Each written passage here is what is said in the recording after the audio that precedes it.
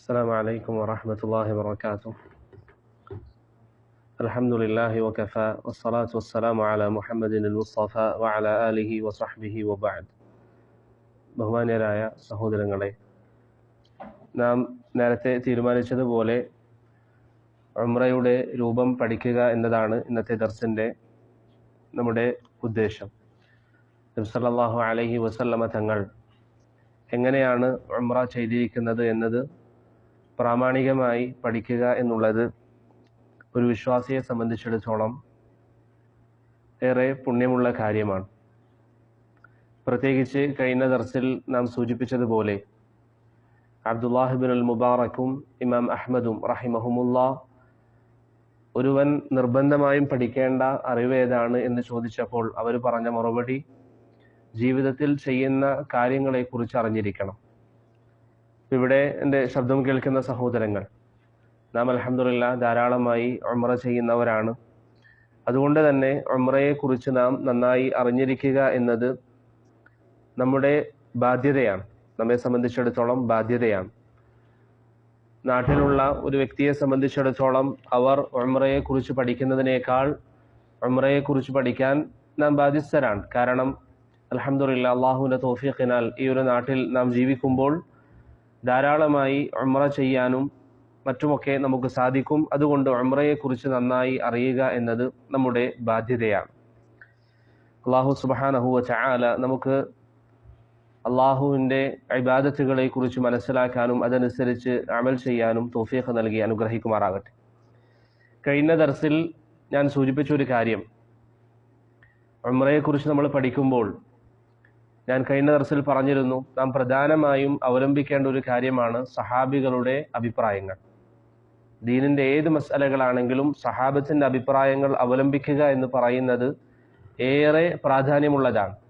സഹാബത്തിൻ്റെ അഭിപ്രായങ്ങൾ അവലംബിക്കുക എന്നത് ഏറെ പ്രാധാന്യമുള്ളതാണ്. അതുപോലെ തന്നെ കഴിഞ്ഞ ദർസിൽ ഞാൻ പറഞ്ഞിരുന്നു, നാം എടുക്കുന്ന കാര്യങ്ങൾ അത് നിങ്ങൾ എഴുതി വെക്കണം, പിന്നീട് മുറാജഅ ചെയ്യണം, അങ്ങനെ ഇൽമുമായി ഒരു ബന്ധം നിലനിർത്താൻ ശ്രമിക്കണം. അപ്പോൾ ഉംറയെക്കുറിച്ച് പഠിക്കുമ്പോൾ ഞാൻ നേരത്തെ പറഞ്ഞതുപോലെ സഹാബത്തിൻ്റെ അഭിപ്രായങ്ങൾ നമുക്ക് ധാരാളമായി പറയേണ്ടി വരും. കാരണം സഹാബത്തിൻ്റെ അഭിപ്രായങ്ങൾ ദീനിൽ നമുക്ക് തെളിവാണ്. സഹാബത്തിൻ്റെ അഭിപ്രായങ്ങൾ ദീനിൽ നമുക്ക് തെളിവാണ്. ഞാൻ അതിനു മുമ്പ് ഒരു കാര്യം സൂചിപ്പിക്കാൻ ആഗ്രഹിക്കുന്നത്, നിങ്ങൾക്കൊക്കെ അറിയാം, പരിശുദ്ധ ഖുർആനും നബി സല്ലല്ലാഹു അലൈഹി വസല്ലമ തങ്ങളുടെ ഹദീസുകളും നമുക്ക് പ്രമാണമാണ്. പ്രവാചകന്റെ ഹദീസുകളും പരിശുദ്ധ ഖുർആനും നമുക്ക് തെളിവാണ്. ഏതൊരു വിഷയത്തിൽ നമുക്ക് ഒരു കാര്യം വന്നാൽ നമ്മൾ എന്താ പറയുക? ഒരു ഇബാദത്ത് ആരെങ്കിലും നമ്മോട് പറഞ്ഞാൽ നമ്മൾ ചോദിക്കും, ഖുർആനിൽ അങ്ങനെയൊന്നുണ്ടോ, അല്ലെങ്കിൽ നബി സല്ലല്ലാഹു അലൈഹി വസല്ലമ തങ്ങളുടെ ഹദീസിൽ അങ്ങനെയൊന്നുണ്ടോ എന്ന് നമ്മൾ ചോദിക്കാറുണ്ട്. ഇത് അടിസ്ഥാനമാണ് എന്നതിൽ ആർക്കും സംശയമില്ല. ഖുർആൻ നമ്മുടെ പ്രമാണമാണ് എന്നതിൽ ആർക്കും തർക്കമില്ല. നബി സല്ലല്ലാഹു അലൈഹി വസല്ലമയുടെ സുന്നത്തും നമുക്ക് തെളിവാണ് എന്ന കാര്യത്തിൽ നമുക്ക് ആർക്കും തർക്കമില്ല. നബി സല്ലല്ലാഹു അലൈഹി വസല്ലമയുടെ സുന്നത്ത് നമുക്ക് തെളിവാണ്. ഇതെല്ലാവർക്കും അറിയാം. ഏതൊരു വിശ്വാസിയോട്, ഏതൊരു മുസ്ലിമിനോട് നിങ്ങൾ ചെന്ന് പറഞ്ഞാലും ഖുർആനും ഹദീസുമാണ് നമ്മുടെ തെളിവ് എന്നതിൽ ആർക്കും തർക്കമില്ല. എന്നാൽ ഈ സഹാബത്തിന്റെ കാര്യം വരുമ്പോൾ പലരും അതിനെക്കുറിച്ച് അറിവില്ലാത്തവരാണ്. സഹാബത്തിന്റെ വാക്കുകൾ നമുക്ക് തെളിവാണ് എന്നതിനെക്കുറിച്ച് പലർക്കും വലിയ ധാരണയില്ല.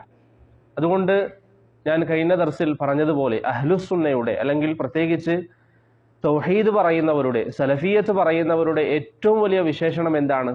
സഹാബത്തിന്റെ വാക്കുകൾക്ക് അവർ മുൻഗണന നൽകുന്നു എന്നുള്ളതാണ്. ഇപ്പൊ നിങ്ങൾ ഒന്ന് നോക്കിയാൽ, ചെറിയൊരു ആമുഖം പോലെ ഞാൻ പറയാം, എന്തുകൊണ്ടാണ് സലഫികൾ എന്ന് പറയുന്നത്? സലഫിയത്ത് എന്ന് പറഞ്ഞാൽ എന്താണ് ഉദ്ദേശം? സലഫികൾ എന്ന് പറഞ്ഞാൽ സലഫു സാലിഹ്യങ്ങളിലേക്ക് ചേർത്തുകൊണ്ടാണ് സലഫികൾ എന്ന് പറയുന്നത്. സലഫു സാലിഹ്യങ്ങൾ എന്ന് പറഞ്ഞാൽ നമ്മുടെ മുൻഗാമികൾ. അതിൽ ഒന്നാമതായി ഉൾപ്പെടുന്നത് ആരാണ്? സഹാബികളാണ്. ഒന്നാമതായി അതിൽ ഉൾപ്പെടുന്നത് സഹാബികളാണ്. അപ്പോൾ സഹാബത്തിന്റെ മനസ്സിലാക്കൽ അനുസരിച്ച് അവരെങ്ങനെയാണോ ദീൻ മനസ്സിലാക്കിയത് അപ്രകാരം നാം ദീൻ മനസ്സിലാക്കുന്നത് കൊണ്ടാണ്, അല്ലെങ്കിൽ ആ ഒരു മാർഗത്തിനാണ് മൻഹജു സലഫ് എന്ന് പറയുന്നത്. ഇപ്പൊ സഹാബികൾ എങ്ങനെ ദീൻ മനസ്സിലാക്കി അത് നമുക്ക് വളരെ പ്രധാനമുള്ളതാണ്. ഒരു ഖുർആനിന്റെ ആയത്തിന്, അല്ലെങ്കിൽ നബി സല്ലല്ലാഹു അലൈഹി വസല്ലമ തങ്ങളുടെ ഹദീസിന് സഹാബികൾ എന്ത് വിശദീകരണമാണ് നൽകിയത്? അത് ഏറെ പ്രാധാന്യമുള്ളതാണ്. കാരണം അവരാണ് ഖുർആൻ അവതരിക്കുന്നത് നേരിട്ട് കണ്ടവർ. അവരാണ് നബി സല്ലല്ലാഹു അലൈഹി വസല്ലമയിൽ നിന്നൊരു ഹദീസ് കേട്ടവർ. അതുകൊണ്ട് തന്നെ ഈ ആയത്തിന്റെ ഉദ്ദേശം എന്താണ്, ഈ ഹദീസിന്റെ ഉദ്ദേശം എന്താണ് എന്ന് ഏറ്റവും അധികം അറിയുന്നവർ നബി സല്ലല്ലാഹു അലൈഹി വസല്ലമ തങ്ങളുടെ സ്വഹാബികളാണ്. അതുകൊണ്ട് ചില ആളുകൾക്ക് ഈ ഒരു വിഷയം ധാരണയില്ലാത്തതിനാൽ സ്വഹാബത്തിനെ കുറിച്ച് അല്ലെങ്കിൽ അവരുടെ വാക്കുകൾ തെളിവാണ് എന്നതിന് ഒന്ന് രണ്ട് തെളിവുകൾ ഞാൻ പറയാം. അത് നിങ്ങൾ പഠിക്കണം. ഞാൻ നേരത്തെ പറഞ്ഞതുപോലെ അത് നിങ്ങൾ മൊബൈലിലോ മറ്റോ നോട്ട് ചെയ്യുകയും പിന്നീട് അത് നിങ്ങൾ പഠിക്കുകയും വേണം. കാരണം 3 കാര്യങ്ങളാണ് പ്രധാനമായും നാം അവലംബിക്കുന്നത്. ഒന്ന് ഖുർആൻ, മറ്റൊന്ന് നബി സല്ലല്ലാഹു അലൈഹി വസല്ലമയുടെ ഹദീസ്, മൂന്നാമത്തേത് സഹാബത്തിന്റെ ആചാറുകൾ. അതിൽ ഖുർആനും സുന്നത്തും നമ്മൾ പൊതുവിൽ ധാരാളമായി പറയുന്നതാണ്, അതുകൊണ്ട് ഞാൻ ആവർത്തിക്കുന്നില്ല. സഹാബത്തിന്റെ ഫഹം, അവരെങ്ങനെയാണോ ദീന് മനസ്സിലാക്കിയത്, അത് തെളിവാണ് എന്നതിന്റെ ഒന്നാമത്തെ തെളിവാണ് അല്ലാഹു സുബ്ഹാനഹു വ തആല സൂറത്തുൻ നിസായിലെ 115-ാമത്തെ വചനത്തിൽ പറയുന്നു, ومن يشاقق الرسول من بعد ما تبين له الهدى ويتبع غير سبيل المؤمنين نوله ما تولى ونصله جهنم وساءت مصيرا. സൂറത്തുൻ നിസായിലെ 115-ാമത്തെ വചനമാണ് ഇത്. പ്രിയപ്പെട്ടവരെ, എന്തായാലും എല്ലാവരും ഈ ആയത്ത് ഏറ്റവും ചുരുങ്ങിയത് അതിന്റെ അർത്ഥമെങ്കിലും പഠിച്ചു വെക്കണം. ആയത്ത് ഹിഫ്ദ് ചെയ്യുമെങ്കിൽ അതാണ് ഏറ്റവും നല്ലത്. അതിന് സാധിക്കുന്നില്ലെങ്കിൽ ഏറ്റവും ചുരുങ്ങിയത് ഈ ഒരു ആയത്തിന്റെ അർത്ഥം, ഇങ്ങനെ ഒരു ആയത്ത് സൂറത്തുൻ നിസായിൽ ഉണ്ട് എന്നെങ്കിലും നമ്മൾ മനസ്സിലാക്കി വെക്കണം. എന്താണ് ഈ ആയത്തിൽ അള്ളാഹു പറയുന്നത്? വമൻ യുശാഖിഖിർ റസൂൽ, ആരെങ്കിലും നബി സല്ലല്ലാഹു അലൈഹി വസല്ലമ തങ്ങൾക്ക് എതിരായി നിൽക്കുകയാണെങ്കിൽ, നബി സല്ലല്ലാഹു അലൈഹി വസല്ലമ തങ്ങൾക്ക് എതിരായി എന്ന് പറഞ്ഞാൽ പ്രവാചകൻ ഒരു ഭാഗത്തും ഒരു വിശ്വാസി അല്ലെങ്കിൽ ഒരുവൻ മറ്റൊരു ഭാഗത്തും നിൽക്കുകയാണെങ്കിൽ, മിൻ ബഅദി മാ തബയ്യന ലഹുൽ ഹുദ, അവന് സന്മാർഗം എന്താണെന്ന് വ്യക്തമായതിനു ശേഷം നബി സല്ലല്ലാഹു അലൈഹി വസല്ലമ പഠിപ്പിച്ചതല്ലാതെ മറ്റൊരു മാർഗം സ്വീകരിച്ചാൽ, അപ്പോൾ അതിൽ ഒന്നാമത്തെ കാര്യം എന്താണ്? പ്രവാചകനെ പിൻപറ്റണം. വയത്തബിഅ ഗൈറ സബീലിൽ മുഅ്മിനീൻ, നിങ്ങൾ ശരിക്കും ചിന്തിക്കുക. വയത്തബിഅ, അവൻ പിൻപറ്റുകയും ചെയ്യുന്നു, ഗൈറ സബീലിൽ മുഅ്മിനീൻ, വിശ്വാസികളുടേതല്ലാത്ത മാർഗത്തെ പിൻപറ്റുകയും ചെയ്യുന്നുവെങ്കിൽ, നബി സല്ലല്ലാഹു അലൈഹി വസല്ലമ തങ്ങൾ പഠിപ്പിച്ചതിന് എതിരായി നിൽക്കുകയും വിശ്വാസികളുടേതല്ലാത്ത മാർഗം ആരെങ്കിലും പിൻപറ്റുകയും ചെയ്യുന്നുവെങ്കിൽ, നുവല്ലിഹി മാ തവല്ല, അവൻ ഏത് മാർഗത്തിലാണോ പോകുന്നത് ആ മാർഗത്തിലേക്ക് അവനെ നാം വഴിതിരിച്ചുവിടും. വനുസ്ലിഹി ജഹന്നം, അവനെ നാം നരകത്തിൽ പ്രവേശിപ്പിക്കുകയും ചെയ്യും. വസാഅത് മസീറ, അത് എത്ര മോശമായ വാസസ്ഥലമാണ് എന്ന് പരിശുദ്ധ ഖുർആൻ പറയുന്നു. ഇവിടെ എവിടെയാണ് സഹാബത്തിന്റെ ഫഹം അല്ലെങ്കിൽ അവരുടെ വാക്കുകൾ തെളിവാണ് എന്നതിൽ ഈ ആയത്തിൽ നിന്ന് മനസ്സിലാക്കുന്നത്? അള്ളാഹു പറഞ്ഞു, വിശ്വാസികളുടേതല്ലാത്ത മാർഗം സ്വീകരിക്കുകയും ചെയ്യുന്നവർ. ഖുർആൻ അവതരിക്കുമ്പോൾ ആരാണ് വിശ്വാസികൾ? സഹാബികളാണ്. ഖുർആൻ അവതരിക്കുന്ന സമയത്തുള്ള വിശ്വാസികൾ സഹാബികളാണ്. അതുകൊണ്ട് തന്നെ ഷെയ്ഖുൽ ഇസ്ലാം ഇബ്നു തൈമിയ്യ റഹിമഹുല്ലാ അദ്ദേഹത്തിന്റെ മജ്മൂഉൽ ഫതാവയിൽ ഈ ആയത്ത് വിശദീകരിക്കുമ്പോൾ പറഞ്ഞതായി കാണാം, പ്രവാചകന്റെ മാർഗം സ്വീകരിക്കാതിരിക്കുകയും മുഅ്മിനീങ്ങളുടെ മാർഗം സ്വീകരിക്കാതിരിക്കുകയും ചെയ്യുന്ന ആളുകൾക്ക് അള്ളാഹു നൽകുന്ന ശിക്ഷ എന്താണ്? അവരെ അള്ളാഹു നരകത്തിൽ പ്രവേശിപ്പിക്കുമെന്ന് അള്ളാഹു സുബ്ഹാനഹു വ തആല പറയുന്നു. 2 കാര്യങ്ങളാണ് ആയത്തിൽ പറഞ്ഞിട്ടുള്ളത്. ഒന്ന്, നബി സല്ലല്ലാഹു അലൈഹി വസല്ലമയുടെ മാർഗം മുറുകെ പിടിക്കുക. രണ്ടാമത്തേത്, മുഅ്മിനീങ്ങളുടെ മാർഗം മുറുകെ പിടിക്കുക. ഖുർആൻ അവതരിക്കുമ്പോഴുള്ള മുഅ്മിനീങ്ങൾ അത് സഹാബികളാണ്, അല്ലേ? അതുകൊണ്ട് തന്നെ സഹാബത്ത് എങ്ങനെയാണോ ദീന് മനസ്സിലാക്കിയത് അതുപോലെ ദീന് മനസ്സിലാക്കുക എന്നത് നമ്മെ സംബന്ധിച്ചിടത്തോളം നിർബന്ധമായ ബാധ്യതയാണ്. അപ്പോൾ അതാണ് സഹാബത്തിന്റെ ഫഹം. അവരെങ്ങനെയാണോ ദീന് മനസ്സിലാക്കിയത് അതുപോലെ നാം ദീന് മനസ്സിലാക്കുക എന്നത് നിർബന്ധമാണെന്ന് പറയാനുള്ള ഒന്നാമത്തെ തെളിവ്. മനസ്സിലായില്ലേ? സൂറത്തുൻ നിസായിലെ 115-ാമത്തെ വചനം. ഇതെന്തായാലും നിങ്ങൾ പഠിക്കണം. സൂറത്തുൻ നിസായിലെ 115-ാമത്തെ വചനം. ഇൻഷാ അല്ലാഹ് നമുക്ക് ഈ ക്ലാസ് കഴിഞ്ഞിട്ട് കുറച്ച് കഴിഞ്ഞാൽ നമുക്കൊരു എക്സാം നടത്താം. അതുപോലെ തന്നെ മറ്റൊരു തെളിവാണ് 2 തെളിവുകൾ മാത്രം പറയാം. ഒന്ന് നമ്മൾ പറഞ്ഞു. രണ്ടാമത്തേത് സൂറത്തുൽ ബഖറയിലെ 137-ാമത്തെ വചനം. സൂറത്തുൽ ബഖറയിലെ 137-ാമത്തെ വചനത്തിൽ അല്ലാഹു സുബ്ഹാനഹു വ തആല പറയുന്നു, ഫഇൻ ആമനു ബിമിസ്ലി മാ ആമൻതും ബിഹി ഫഖദ് ഇഹ്തദൂ. സഹാബികളോട്, അന്ന് ജീവിച്ചിരിക്കുന്ന സഹാബത്തിനോട് അഭിസംബോധന ചെയ്തുകൊണ്ട് നബി സല്ലല്ലാഹു അലൈഹി വസല്ലമ തങ്ങൾക്ക് അവതരിപ്പിച്ച ഖുർആനിൽ അല്ലാഹു പറയുന്നു, ഫഇൻ ആമനു ബിമിസ്ലി മാ ആമൻതും ബിഹി, നിങ്ങൾ വിശ്വസിച്ചതുപോലെ അവർ വിശ്വസിക്കുകയാണെങ്കിൽ, അഥവാ സഹാബത്ത് വിശ്വസിച്ചതുപോലെ ഇനി വരുന്ന തലമുറകൾ വിശ്വസിക്കുകയാണെങ്കിൽ ഫഖദ് ഇഹ്തദൂ, അവർ സന്മാർഗത്തിൽ പ്രവേശിച്ചവരാണ്, അല്ലെങ്കിൽ സന്മാർഗം ലഭിച്ചവരാകുന്നു. അപ്പോൾ സന്മാർഗം ലഭിക്കാനുള്ള മാനദണ്ഡം എന്താണ്? സ്വഹാബികൾ വിശ്വസിച്ചതുപോലെ നിങ്ങൾ വിശ്വസിക്കണം. ഇബ്നു കസീർ റഹിമഹുല്ല ഈ ആയത്ത് വിശദീകരിക്കുമ്പോൾ അദ്ദേഹത്തിന്റെ അൽ ബിദായത്ത് വന്നിഹായ എന്ന കിതാബിൽ പറയുന്നു, സ്വഹാബത്ത് വിശ്വസിച്ചതിനെതിരായിട്ടാണ് ഒരുവൻ വിശ്വസിക്കുന്നതെങ്കിൽ അവൻ വഴികേടിലാണ് എന്നതാണ് ഈ ആയത്ത് നമുക്ക് പഠിപ്പിച്ചു തരുന്നത്. സഹാബികൾ വിശ്വസിച്ചതിന് എതിരായി ഒരുവൻ വിശ്വസിച്ചാൽ അവൻ വഴികേടിലാണ് എന്നതാണ് ഈ ആയത്ത് നമുക്ക് മനസ്സിലാക്കി തരുന്നത് എന്ന് ഇബ്നു കസീർ റഹിമഹുല്ല അദ്ദേഹത്തിന്റെ അൽ ബിദായത്ത് വന്നിഹായ എന്ന കിതാബിൽ ഉദ്ധരിക്കുന്നതായി നമുക്ക് കാണാവുന്നതാണ്.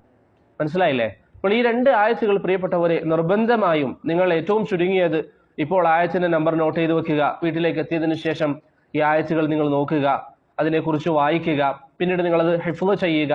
കാരണം ഇത് നമ്മുടെ ദീനിന്റെ അടിസ്ഥാനമാണ്. നമ്മൾ പൊതുവെ മൻഹജുസ് സലഫ് എന്ന് പറയുമ്പോൾ മൻഹജുസ് സലഫിന്റെ അടിസ്ഥാനം ഈ ആയത്താണ്. അപ്പോൾ നിങ്ങളോട് ഒരാൾ ചോദിക്കുകയാണ്, നിങ്ങൾ എന്തടിസ്ഥാനത്തിലാണ് മൻഹജുസ് സലഫ് എന്ന് പറയുന്നത്? സ്വഹാബികൾ മനുഷ്യരല്ലേ, അവർക്ക് തെറ്റുപറ്റിക്കൂടെ എന്ന ചോദ്യത്തിന് നമ്മുടെ മറുപടി എന്താണ്? അവരുടെ ഫഹം, സ്വഹാബികൾ എങ്ങനെയാണോ ദീന് മനസ്സിലാക്കിയത് അത് തെളിവാണ് എന്നത് പരിശുദ്ധ ഖുർആനിൽ അള്ളാഹു നമുക്ക് പഠിപ്പിച്ചു തന്ന കാര്യമാണ്. അതുകൊണ്ട് തന്നെ ബറക്കല്ലാഹു ഫീക്കും ഈ രണ്ട് ആയത്തുകൾ, സൂറത്തുൽ നിസായിലെ ആയത്തും അതുപോലെ തന്നെ സൂറത്തുൽ ബഖറയിലെ ഈ ആയത്തും നിർബന്ധമായും നിങ്ങൾ പഠിക്കണം. ഞാൻ ഏറ്റവും ചെറിയ രണ്ട് ആയത്തുകൾ നിങ്ങൾക്ക് പറഞ്ഞു തന്നതാണ്, ഏറ്റവും ചെറുത്. അതല്ല എങ്കിൽ ധാരാളം തെളിവുകളുണ്ട്. ഈ രണ്ടെണ്ണം മാത്രം തിരഞ്ഞെടുക്കാനുള്ള കാരണം എന്താ? നമ്മൾ കേവലം ദർസ് കേട്ട് പോകുന്നവരാകരുത്, മറിച്ച് പിന്നീട് അത് പഠിക്കുവാനും അത് ബാക്കിയുള്ളവർക്ക് പറഞ്ഞു കൊടുക്കാനും നമ്മൾ തയ്യാറാകണം.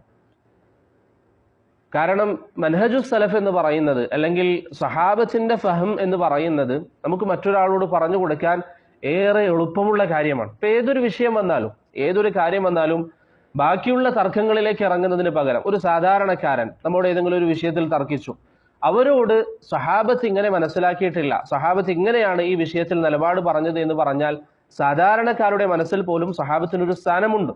അതാണ് മൻഹജുസ് സലഫിന്റെ ഏറ്റവും വലിയ പ്രത്യേകത എന്ന് പറയുന്നത്. മനസ്സിലാവുണ്ടോ? അതുകൊണ്ട് ബറക്കല്ലാഹു ഫീക്കും സലഫി മൻഹജ് അതിന്റെ അടിസ്ഥാനം സഹാബത്തിന്റെ ഫഹ്മാണ്.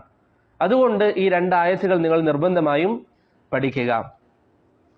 ഇമാം അഹ്മദ് റഹിമഹുല്ല അദ്ദേഹത്തിന്റെ ഉസൂലുസ്സുന്നയിൽ, നിങ്ങൾ ഒക്കെ കേട്ട ഒരു കിതാബായിരിക്കും ഉസൂലുസ്സുന്ന, അഹ്ലുസുന്നയുടെ അഖീദ വിശദീകരിക്കുന്ന ഒരു ചെറിയ ഗ്രന്ഥമാണ്. അതിന്റെ പ്രാരംഭത്തിൽ ഇമാം അഹ്മദ് റഹിമഹുല്ല പറയുന്നു, ഉസൂലുസ്സുന്നതി ഇൻദന التمسك بما كان عليه أصحاب النبي صلى الله عليه وسلم والاقتداء بهم. സുന്നത്തിന്റെ അടിസ്ഥാനങ്ങളിൽ പെട്ടതാണ് നബി സല്ലല്ലാഹു അലൈഹി വസല്ലമ തങ്ങളുടെ സഹാബികൾ ഏതൊരു മാർഗത്തിലായിരുന്നുവോ ആ മാർഗം മുറുകെ പിടിക്കുക എന്നുള്ളത്. അപ്പോൾ അത് അഹ്ലുസുന്നയുടെ അടിസ്ഥാനമാണ്.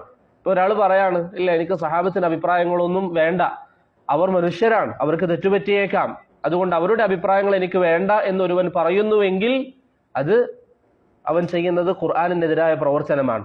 അവൻ നരകത്തിലേക്ക് പോകുമെന്നാണ് പരിശുദ്ധ ഖുർആൻ അത്തരക്കാരെ കുറിച്ച് നമുക്ക് പറഞ്ഞു തരുന്നത്. അതുകൊണ്ട് ബറക്കല്ലാഹു ഫീക്കും ഈ ഒരു വിഷയത്തിൽ പ്രിയപ്പെട്ടവരെ നമുക്ക് കണിശതയുണ്ടാകണം. തെളിവുകൾ എന്ന് പറയുന്നത് ഖുർആനും സുന്നത്തും സഹാബത്തിന്റെ ഫഹ്മനുസരിച്ച് നാം മനസ്സിലാക്കാനുള്ളതാണ്.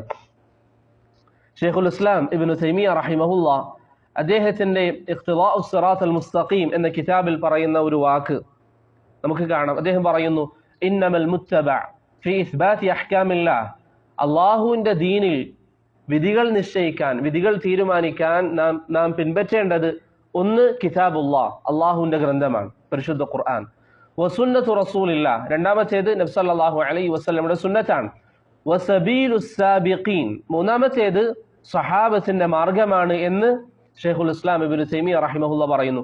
ലാ യജൂസു ഇസ്ബാതു ഹുക്മിൻ ശർഈ ബിദൂനി ഹാദിഹിൽ ഉസൂലി സലാസ, ഈ മൂന്ന് അടിസ്ഥാനങ്ങളുടെ വെളിച്ചത്തിലല്ലാതെ ദീനിൽ ഒരു വിധിയും സ്വീകരിക്കാൻ പാടില്ല. ഇപ്പൊ ഏതൊരു വിഷയത്തിനും നമ്മുടെ പ്രമാണം എന്താണ്? സഹാബത്തിന്റെ ആധാറുകൾ, ഖുർആനും സുന്നത്തും. സഹാബത്തിന്റെ ആധാറുകൾ പ്രിയപ്പെട്ടവരെ മുഖ്യമാണ്. ഷെയ്ഖുൽ ഇസ്ലാം ഇബ്നു തൈമിയ റഹിമഹുല്ലാഹ് പറഞ്ഞതുപോലെ, ഇപ്പൊ നിങ്ങൾക്കറിയാം പ്രവാചകന്റെ കാലഘട്ടത്തിൽ മുസ്ലിമീങ്ങൾ ഏത് പേരിലാണ് അറിയപ്പെട്ടിരുന്നത്? മുസ്ലിമീങ്ങൾ എന്ന പേരിലാണ്. അതല്ലാതെ സലഫികൾ എന്ന പേരുണ്ടായിരുന്നോ? ഉണ്ടായിരുന്നില്ല. മുസ്ലിമീങ്ങൾ എന്ന പേരിലാണ്. പിന്നീട് കുറച്ചു കാലങ്ങൾ കഴിഞ്ഞപ്പോൾ ബിദ്അത്തിന്റെ ആളുകൾ വന്നു. അന്നാണ് അഹ്ലുസുന്ന എന്ന പേര് സ്വീകരിച്ചത്. അഹ്ലുസുന്ന എന്ന പേര് സഹാബികളുടെ കാലഘട്ടത്തിൽ ഉണ്ടായിരുന്നോ? ഉണ്ടായിരുന്നു. അഹ്ലുസുന്ന എന്ന പേര് സഹാബത്തിന്റെ കാലഘട്ടത്തിലുണ്ട്. പരിശുദ്ധ ഖുർആനിൽ ഒരു വചനമുണ്ട്, യൗമ തബിയദ്ദു വുജൂഹുൻ വതസ്വദ്ദു വുജൂഹ്. പരലോകത്ത് ചില ആളുകളുടെ മുഖം കറുക്കുകയും വേറെ ചില ആളുകളുടെ മുഖം പ്രകാശിക്കുകയും ചെയ്യും.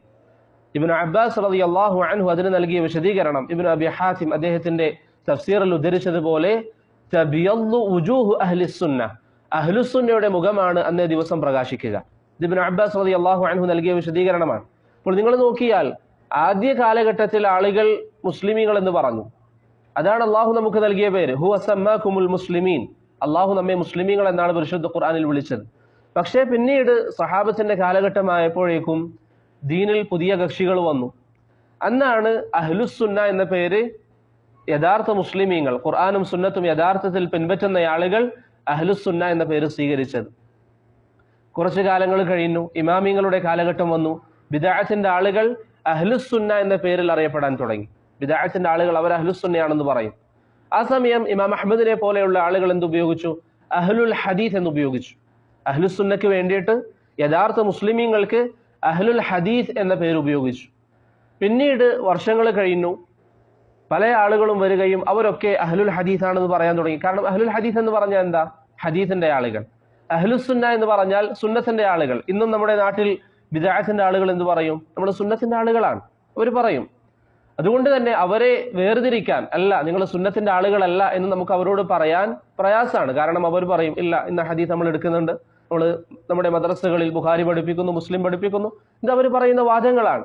അപ്പോൾ ആർക്കും അഹ്ലുൽ ഹദീസ് ആണെന്ന് വാദിക്കാം, ആർക്കും അഹ്ലുസുന്നയാണെന്ന് വാദിക്കാം. ഇങ്ങനെ വ്യത്യസ്തമായ വാദങ്ങൾ പലരും പല പേരുകളും കൊണ്ടുവന്നു, പല പേരുകളും ദുരുപയോഗം ചെയ്തു. അങ്ങനെയാണ് അഹ്ലുസുന്ന എന്ത് പേര് സ്വീകരിച്ചത്? സലഫികൾ എന്ന പേര് സ്വീകരിച്ചത്. എന്തുകൊണ്ടാണ് സലഫികൾ എന്ന പേര് സ്വീകരിച്ചത്?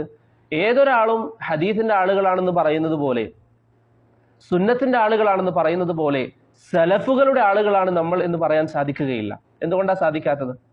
ഹദീസിന്റെ ആളുകളാണെന്ന് പറയുമ്പോൾ ഒരു ഹദീസ് എടുത്തു കൊണ്ടുവന്നു. ആ ഹദീസ് ആ കൊണ്ടുവരുന്നവന് ഒരർത്ഥത്തിൽ വ്യാഖ്യാനിക്കാം, മറ്റൊരാൾക്ക് വേറൊരു അർത്ഥത്തിൽ വ്യാഖ്യാനിക്കാം. എന്നാൽ സലഫുസ് സാലിഹ്യങ്ങളിലേക്ക് ചേർത്ത് പറഞ്ഞാൽ, ഇപ്പൊ നമ്മൾ പറയാണ് സലഫുസ് സാലിഹ്യങ്ങൾ എന്ന് പറഞ്ഞാൽ പ്രധാനമായിട്ടും സഹാബികളാണ്. ഒരു ആയത്ത് കൊണ്ടുവന്നു, നബിദിനാഘോഷത്തിന്റെ തെളിവായി ഒരു ആയത്ത് കൊണ്ടുവന്നു. എന്നിട്ട് അവർ പറയുന്നു ഈ ആയത്തിന് ഇങ്ങനെ അർത്ഥമുണ്ട്. നിങ്ങൾക്കറിയാം, അള്ളാഹുവിന്റെ അനുഗ്രഹം കൊണ്ട് നിങ്ങൾ സന്തോഷിക്കൂ എന്ന് ഖുർആനിൽ ആയത്തുണ്ട്. അള്ളാഹു നൽകിയിരിക്കുന്ന അനുഗ്രഹം കൊണ്ട് സന്തോഷിക്കൂ. ഇപ്പൊ നമ്മുടെ നാട്ടിലുള്ള ചില ബിദഅത്തിന്റെ ആളുകൾ എന്ത് പറയും? നബി സല്ലല്ലാഹു അലൈഹി വസല്ലം അള്ളാഹുവിന്റെ അനുഗ്രഹമാണ്, അതുകൊണ്ട് നമ്മൾ നബിദിനം ആഘോഷിക്കുന്നു. ഇപ്പൊ ഖുർആനാണ് അവർ തെളിവ് പിടിച്ചത്. ഇപ്പൊ സലഫുസ് സാലിഹ്യങ്ങളുടെ മൻഹജിന്റെ ആളുകളാണ് അവരെന്ന് പറഞ്ഞാൽ നമുക്ക് അവരോട് എന്ത് ചോദിക്കാം? ഏത് സഹാബിയാണ് ഈ ആയത്തിന് ഇങ്ങനെ മനസ്സിലാക്കിയിട്ടുള്ളത്? ഏത് താബിഈയാണ് ഈ ആയത്തിന് ഇങ്ങനെ മനസ്സിലാക്കിയിട്ടുള്ളത്? അതുകൊണ്ട് തന്നെ ബിദഅത്തിന്റെ ആളുകൾക്ക് ഒരിക്കലും എന്ത് ചെയ്യാൻ സാധ്യമല്ല? സലഫുസ് സാലിഹ്യങ്ങളുടെ മൻഹജിലാണ് എന്ന് പറയുക സാധ്യമല്ല, സലഫിയാണ് എന്ന് പറയുക അവർക്ക് സാധ്യമല്ല. മനസ്സിലാവുണ്ടോ?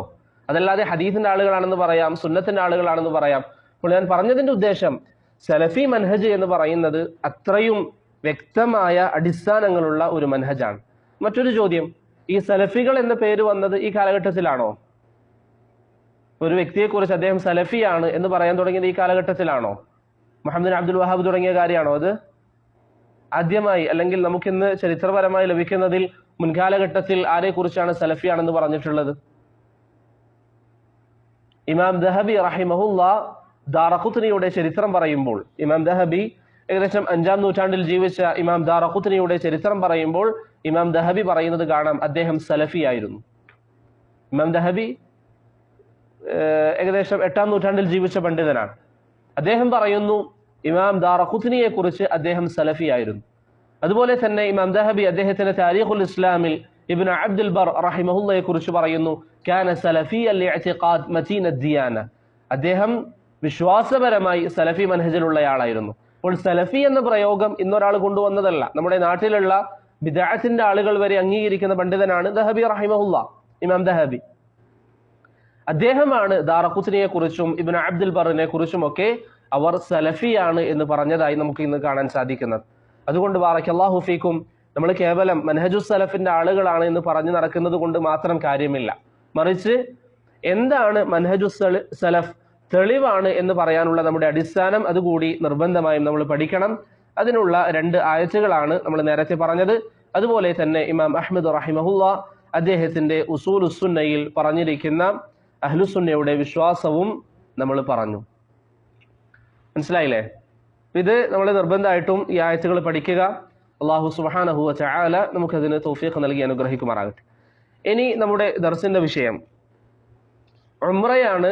നമ്മുടെ ദർസിൽ നാം പഠിക്കാൻ വേണ്ടി തെരഞ്ഞെടുത്ത കാര്യം നബി സല്ലല്ലാഹു അലൈഹി വസല്ലമ തങ്ങൾ എങ്ങനെയാണ് ഉംറ ചെയ്തിരുന്നത്. ഇതിൽ ഒന്നാമതായി സൂചിപ്പിക്കാനുള്ളത് ബാറക്കല്ലാഹു ഫീക്കും, ഉംറ എന്ന് പറയുന്നത് വലിയ ഇബാദത്താണ്. ഉംറ എന്ന് പറയുന്നത് വലിയൊരു ഇബാദത്താണ്. നമുക്കിന്ന് പല ആളുകൾക്കും അൽഹംദുലില്ലാ അള്ളാഹുവിന്റെ തൗഫീഖിനാൽ പ്രത്യേകിച്ച് മദീനയിലുള്ള നമ്മുടെ ഇഖ്വകൾക്കും അതുപോലെ തന്നെ സൗദിയിലുള്ള പൊതുവായ എല്ലാവർക്കും ധാരാളമായി ഉംറ നിർവഹിക്കാൻ സാധിക്കുന്നത് കാരണത്താൽ ഇത് ഇത്രമാത്രം വലിയ നിഅമത്താണ് എന്നൊരു ചിന്ത പലപ്പോഴും നമ്മുടെ മനസ്സിൽ വരാറില്ല. അല്ലെങ്കിൽ ചിലരുടെയെങ്കിലും മനസ്സിൽ അത്തരത്തിലുള്ളൊരു ചിന്ത വരാറില്ല. ഏതൊരു സമയം ഉംറക്ക് പോകാൻ തോന്നിയാലും വാഹനമെടുക്കും, ഉംറക്ക് പോകും, തിരിച്ചു വരും. അതിലുപരി ഇത് വലിയൊരു ഇബാദത്താണ്. ലോകത്തിന് എത്രയോ അധികം മുസ്ലിമീങ്ങൾ ആഗ്രഹിക്കുന്ന, ജീവിതത്തിൽ ഒരിക്കൽ പോലും അവർക്ക് ചെയ്യാൻ സാധിക്കാത്ത ഒരു ഇബാദത്താണ് അള്ളാഹു നമുക്ക് ഈ രീതിയിൽ ചെയ്യാനുള്ള സൗഭാഗ്യം നൽകിയിട്ടുള്ളത്. അതിന് പ്രിയപ്പെട്ടവരെ അള്ളാഹുവിനെ നാം ശുക്ർ ചെയ്യണം. അപ്പോൾ ഉംറ എന്ന് പറയുന്ന ഈ ഒരു ഇബാദത്ത് നബി സല്ലല്ലാഹു അലൈഹി വസല്ലം അതിൽ പറഞ്ഞിരിക്കുന്ന ഫളായിലുകൾ, അതിന് നൽകിയിരിക്കുന്ന മഹത്വങ്ങൾ നിസ്സാരമായ കാര്യമല്ല. അതുകൊണ്ട് ഏതൊരു ഇബാദത്തിലും നമുക്ക് വേണ്ട രണ്ട് കാര്യങ്ങൾ എന്തൊക്കെയാണ്? ഒന്ന് ഇഖ്ലാസാണ്. നാം ഇത് ചെയ്യുന്നതിലൂടെ അള്ളാഹു സുബ്ഹാനഹു വ തആലയുടെ വജ്ഹ് ഉദ്ദേശിക്കുക. അത് പ്രിയപ്പെട്ടവരെ വളരെ പ്രാധാന്യമർഹിക്കുന്ന ഒരു കാര്യമാണ്, വളരെ പ്രാധാന്യമുള്ളതാണ്. ഞാൻ നേരത്തെ പറഞ്ഞതുപോലെ നമുക്കിന്ന് അനുഗ്രഹങ്ങൾ ധാരാളമായി ലഭിക്കുമ്പോൾ നമുക്കതിൻ്റെ ഗൗരവം എത്രത്തോളം ഉണ്ടെന്ന് മനസ്സിലാകണമെന്നില്ല. ഏതുപോലെ ഇപ്പം നമ്മുടെ നാട്ടിൽ നാം ജീവിക്കുന്ന ഒരു സാഹചര്യത്തിൽ, നമ്മുടെ നാട്ടിൽ കേരളത്തിലും മറ്റുമൊക്കെ നമ്മൾ ജീവിക്കുമ്പോൾ ധാരാളമായി നമ്മൾ ശിർക്ക് ചെയ്യുന്ന ആളുകളെ കാണുന്നുണ്ട്. അള്ളാഹു അല്ലാത്തവരെ ആരാധിക്കുന്നവർ, വ്യക്തികളെയും വസ്തുക്കളെയും ഒക്കെ ആരാധിക്കുന്നത് നമ്മൾ കാണുന്നു. നമ്മളൊരു പക്ഷേ നമ്മുടെ ലീവിന് നാട്ടിലേക്ക് പോയാൽ ഇതൊക്കെ നമ്മൾ കാണുമ്പോൾ നമ്മുടെ മനസ്സിൽ പ്രത്യേകിച്ച് ഒരു വിഷമം തോന്നാറില്ല, അല്ലെങ്കിൽ നമുക്കൊരു വേദന തോന്നാറില്ല. എന്തുകൊണ്ടാണ്? ഇത് കണ്ട് നമ്മൾ ശീലിച്ചു. പക്ഷേ ഒരു തിന്മ കണ്ടാൽ മനസ്സിൽ പ്രയാസമുണ്ടാവുക എന്ന് പറയുന്നത് ഒരു വിശ്വാസിയുടെ അടിസ്ഥാന യോഗ്യതയാണ്. നബി സല്ലല്ലാഹു അലൈഹി വസല്ലം പറഞ്ഞു, മനസ്സുകൊണ്ട് പോലും നിനക്ക് വെറുപ്പില്ല എങ്കിൽ നിന്റെ ഈമാൻ അത്രയും ബലഹീനമാണ്. ഹദീസ് നിങ്ങൾക്കറിയാലോ. മനസ്സുകൊണ്ട് വെറുപ്പില്ല എങ്കിൽ ഈമാൻ അത്രയും ബലഹീനമാണ്. അപ്പൊ നമ്മുടെ കൺമുമ്പിൽ ഈ ശിർക്കും ബിദ്അത്തുകളും നമ്മൾ കണ്ടിട്ട് നമുക്ക് മനസ്സിലൊരു പ്രയാസം തോന്നുന്നില്ല എങ്കിൽ അതിന്റെ അർത്ഥം എന്താ? അത്രയും ഈമാൻ മോശമായൊരു അവസ്ഥയിലാണ് പലരുടെയും. അതുപോലെ നമ്മുടെ നാട്ടിൽ ഈ തെറ്റുകൾ നമ്മൾ കാണുമ്പോൾ അതിനെ നിസാരമായി നാം കാണുന്നത് പോലെ ഇന്ന് അൽഹംദുലില്ലാ നമുക്കിന്ന് ഉംറ ചെയ്യാൻ വലിയ സൗകര്യമുള്ളത് കൊണ്ട് പലരും ഇത് ഇത്ര വലിയ അനുഗ്രഹമാണ് എന്നൊരു ചിന്ത നമ്മുടെ മനസ്സുകളിൽ പലപ്പോഴും വരുന്നില്ല. അതുകൊണ്ട് ഒന്നാമതായി എനിക്ക് പറയാനുള്ള കാര്യം ഇഖ്ലാസാണ്. ഇനി മുതൽ നിങ്ങൾ ഉംറക്ക് പോകുമ്പോൾ ആ ഒരു ഉദ്ദേശം നമ്മുടെ മനസ്സിലുണ്ടാകണം. നബി സല്ലല്ലാഹു അലൈഹി വസല്ലം ഈ ഉംറയ്ക്ക് ധാരാളം ഫളായിലുകൾ പറഞ്ഞു തന്നിട്ടുണ്ട്. ഒന്ന് രണ്ട് കാര്യങ്ങൾ ഇൻഷാ അല്ലാഹ് നമുക്ക് സൂചിപ്പിക്കാം. അതുകൊണ്ട് ആ ഒരു ബോധം, എനിക്ക് ഈ പ്രതിഫലങ്ങൾ നേടിയെടുക്കണം. അതല്ലാതെ എല്ലാവരും ഉംറക്ക് പോകുന്നുണ്ട്, ഞാനും ഇതൊരു ഉംറക്ക് പോയി കളയാം, അല്ലെങ്കിൽ പോയിട്ട് 1-2 മാസമായി. ചില സഹോദരങ്ങളൊക്കെ സംസാരത്തിൽ ഒരു തമാശ രൂപേണെങ്കിലും പറയുന്നത് കേൾക്കാറുണ്ട്, മുടിമുറിക്കാനായി അതുകൊണ്ടൊന്ന് ഉംറക്ക് പോകാം. അങ്ങനെയല്ല, മറിച്ച് ഉംറ എന്ന് പറയുന്നത് വലിയ ഇബാദത്താണ്. ആ ഒരു ബോധം നമ്മുടെ മനസ്സിലുണ്ടാകണം. രണ്ടാമത്തെ കാര്യം, നബി സല്ലല്ലാഹു അലൈഹി വസല്ലമ തങ്ങൾ എങ്ങനെയാണ് ഇബാദത്തുകൾ നിർവഹിച്ചത് എന്നതിനെ കുറിച്ച് നമ്മൾ പഠിക്കുക. എങ്ങനെയായിരുന്നു നബി സല്ലല്ലാഹു അലൈഹി വസല്ലം ഉംറ നിർവഹിച്ചത്? അത് വ്യക്തമായി പഠിക്കുകയും ആ സുന്നത്ത് മുറുകെ പിടിക്കാൻ നാം ശ്രമിക്കുകയും ചെയ്യുക. എന്തുകൊണ്ടാണ്? ഉംറ നിങ്ങൾ നിർവഹിക്കുന്നത് ഒരു പ്രതിഫലമുള്ള കാര്യമാണ് എന്നതുപോലെ തന്നെ നബി സല്ലല്ലാഹു അലൈഹി വസല്ലമ തങ്ങളെ പിൻപറ്റുക എന്ന് പറയുന്നത് ആ പ്രവർത്തനത്തിൽ നിർബന്ധമായ കാര്യമാണ്. നമുക്ക് തോന്നുന്നത് പോലെ ഉംറ ചെയ്യാൻ പാടില്ല. മറിച്ച് നബി സല്ലല്ലാഹു അലൈഹി വസല്ലം എങ്ങനെ ചെയ്തു? ലഖദ് കാന ലക്കും ഫീ റസൂലില്ലാഹി ഉസ്വത്തുൻ ഹസന, നിങ്ങൾക്ക് പ്രവാചകനിൽ വ്യക്തമായ മാതൃകയുണ്ട്. അതുകൊണ്ട് പ്രിയപ്പെട്ടവരെ, ഏതൊരു അമലുകൾ നിങ്ങൾ ചെയ്യുമ്പോഴും അതിനെക്കുറിച്ച് പഠിക്കുന്നത് പോലെ ഉംറ ചെയ്യുന്നതിന് മുമ്പ് നബി സല്ലല്ലാഹു അലൈഹി വസല്ലം എങ്ങനെ ഉംറ ചെയ്തു, അതുപോലെ ഞാൻ ഇനി മുതൽ ഉംറ ചെയ്യും എന്നൊരു ഉദ്ദേശത്തിൽ അതിൻ്റെ ചിന്തകളും ആ പ്രതിഫലമൊക്കെ ആഗ്രഹിച്ചുകൊണ്ട് ഇബാദത്തുകളിൽ മുന്നേറാൻ നാം ശ്രമിക്കുക. ഇതെന്തുകൊണ്ടാണ്? ഇതൊരു പക്ഷേ നമുക്ക് പെട്ടെന്നൊരു ദിവസം ഇനി മുതലുള്ള എൻ്റെ ഉംറ പൂർണ്ണ ഇഖ്ലാസോട് കൂടിയായിരിക്കുമെന്ന് പെട്ടെന്നൊരു ദിവസം ചിന്തിച്ചാൽ നമുക്കത് സാധിക്കണമെന്നില്ല.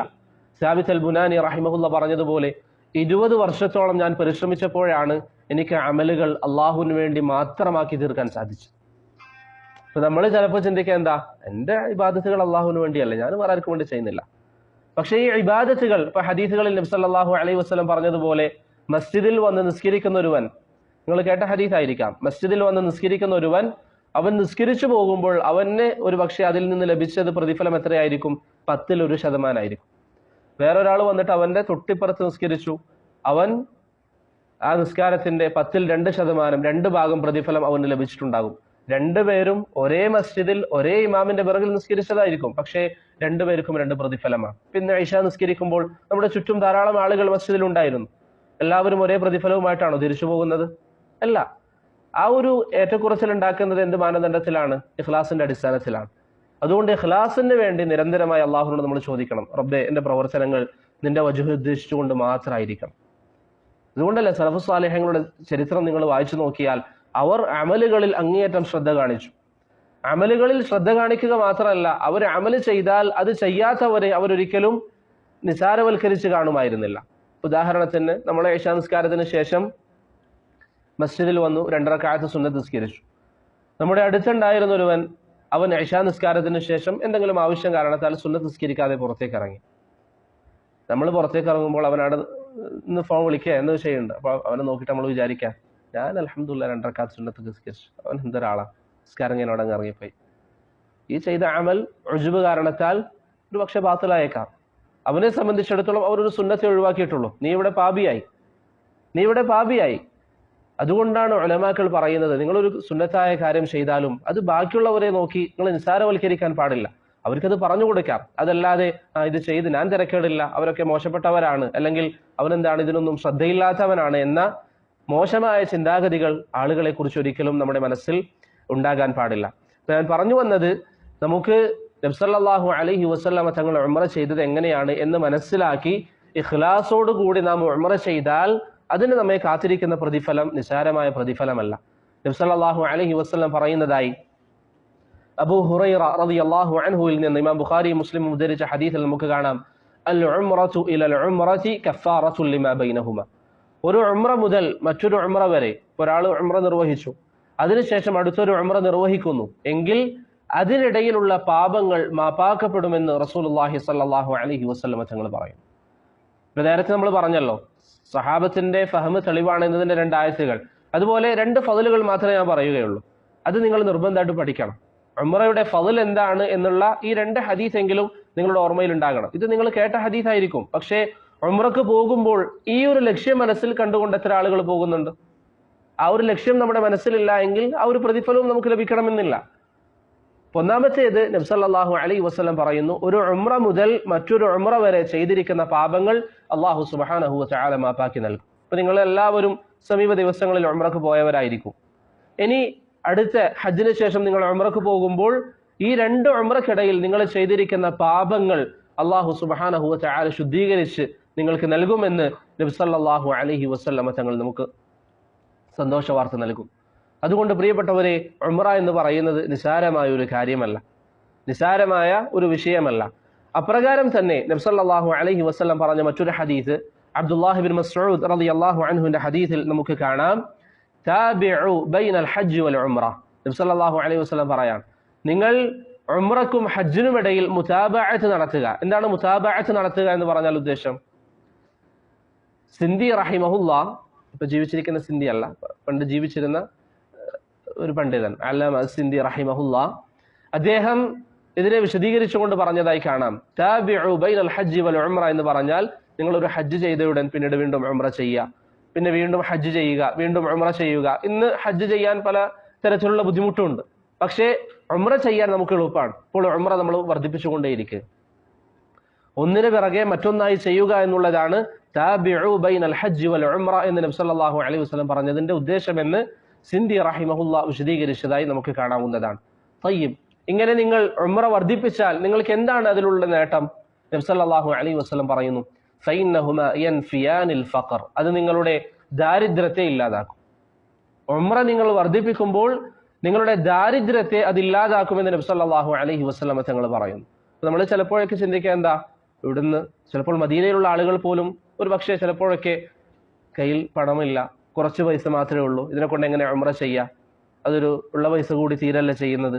അങ്ങനെയുള്ള ചിന്താഗതികൾ പ്രിയപ്പെട്ടവരെ നമ്മുടെ മനസ്സിൽ വരുന്നുവെങ്കിൽ നബി സല്ലല്ലാഹു അലൈഹി വസല്ലം ഈ നാട്ടിൽ വെച്ച്, നമ്മൾ ഇന്ന് ജീവിക്കുന്ന ഈ നാട്ടിൽ വെച്ച് ഇത്ര സൗകര്യമില്ലാത്ത ഒരു കാലഘട്ടത്തിലാണ് നബി സല്ലല്ലാഹു അലൈഹി വസല്ലം എന്ന് പറയുന്നത്, താബിഉ ബൈനൽ ഹജ്ജ് വൽ ഉംറ, നിങ്ങൾ ഉംറയും ഹജ്ജും വർദ്ധിപ്പിച്ചുകൊണ്ടേയിരിക്കുക. ഫൈന്നഹുമാ യൻഫിയാനിൽ കീർ ഫൈന്നഹുമാ യൻഫിയാനിൽ ഫഖർ, കാരണം ഹജ്ജും ഉംറയും ദാരിദ്ര്യത്തെ ഇല്ലാതാക്കുമെന്ന് നബി സല്ലല്ലാഹു അലൈഹി വസല്ലം തങ്ങൾ പഠിപ്പിച്ചു തരും. നിങ്ങൾക്കറിയാം അല്ലാഹു സുബ്ഹാനഹു വ തആല പറഞ്ഞതുപോലെ വമാ അൻഫഖ്തും മിൻ ഷൈഇൻ ഫഹുവ യുഖ്ലിഫു, നിങ്ങൾ അല്ലാഹുവിന്റെ മാർഗത്തിൽ എന്തൊന്ന് ചെലവഴിച്ചാലും അല്ലാഹു സുബ്ഹാനഹു വ തആല അതിന് പകരം നിങ്ങൾക്ക് നൽകും. ഈ ഒരു വിശ്വാസം നമുക്ക് വേണം, ഈ ഒരു വിശ്വാസം നമുക്കുണ്ടാകണം. നബി സല്ലല്ലാഹു അലൈഹി വസല്ലം അത് ദാരിദ്ര്യത്തെ നീക്കുമെന്ന് പറയുമ്പോൾ ആ ഒരു വിശ്വാസം പ്രിയപ്പെട്ടവരെ നമുക്ക് വേണം. ഞാൻ മുമ്പൊക്കെ ചില ദർസുകളിൽ സൂചിപ്പിച്ചൊരു കാര്യമാണ്, നമുക്കിന്ന് ഇപ്പം ഞാനാണെങ്കിലും നമ്മുടെ സഹോദരങ്ങളാണെങ്കിലും നമുക്കിന്ന് പറ്റുന്ന ഏറ്റവും വലിയ പ്രശ്നം എന്താണ്? ഇപ്പം ഈ ഹദീസ് നമ്മൾ കേട്ടു, നബി സല്ലല്ലാഹു അലൈഹി വസല്ലം പറയുന്നതായി നമ്മൾ കേട്ടു. ഇതെന്തുകൊണ്ടാണ് നമ്മുടെ മനസ്സിനെ പിടിച്ചു കുലുക്കാത്തത്? പ്രവാചകൻ പറഞ്ഞ ഹദീസാണ്, ഇത് 100% ശരിയാണ് എന്നൊരു വിശ്വാസത്തിന്റെ മേൽ നമുക്ക് ചെയ്യാൻ സാധിക്കാത്തത് എന്തുകൊണ്ടാണ്? നമ്മൾ പൊതുവെ ഇതൊക്കെ കേട്ട് തഴമ്പിച്ച ആളുകളായി, ആ പ്രവാചകൻ പറഞ്ഞു ഇങ്ങനൊരു ഹദീസ് ഉണ്ട്, നമ്മളിങ്ങനെ ജീവിക്കും. അതല്ലാതെ നമ്മുടെ ജീവിതത്തിൽ ഒരു അമലായി നമ്മളത് കൊണ്ടുവരാൻ ശ്രമിക്കുന്നില്ല. ഇപ്പം ഞാൻ നിങ്ങൾക്ക് ഒരു സംഭവം പറഞ്ഞുതരാം.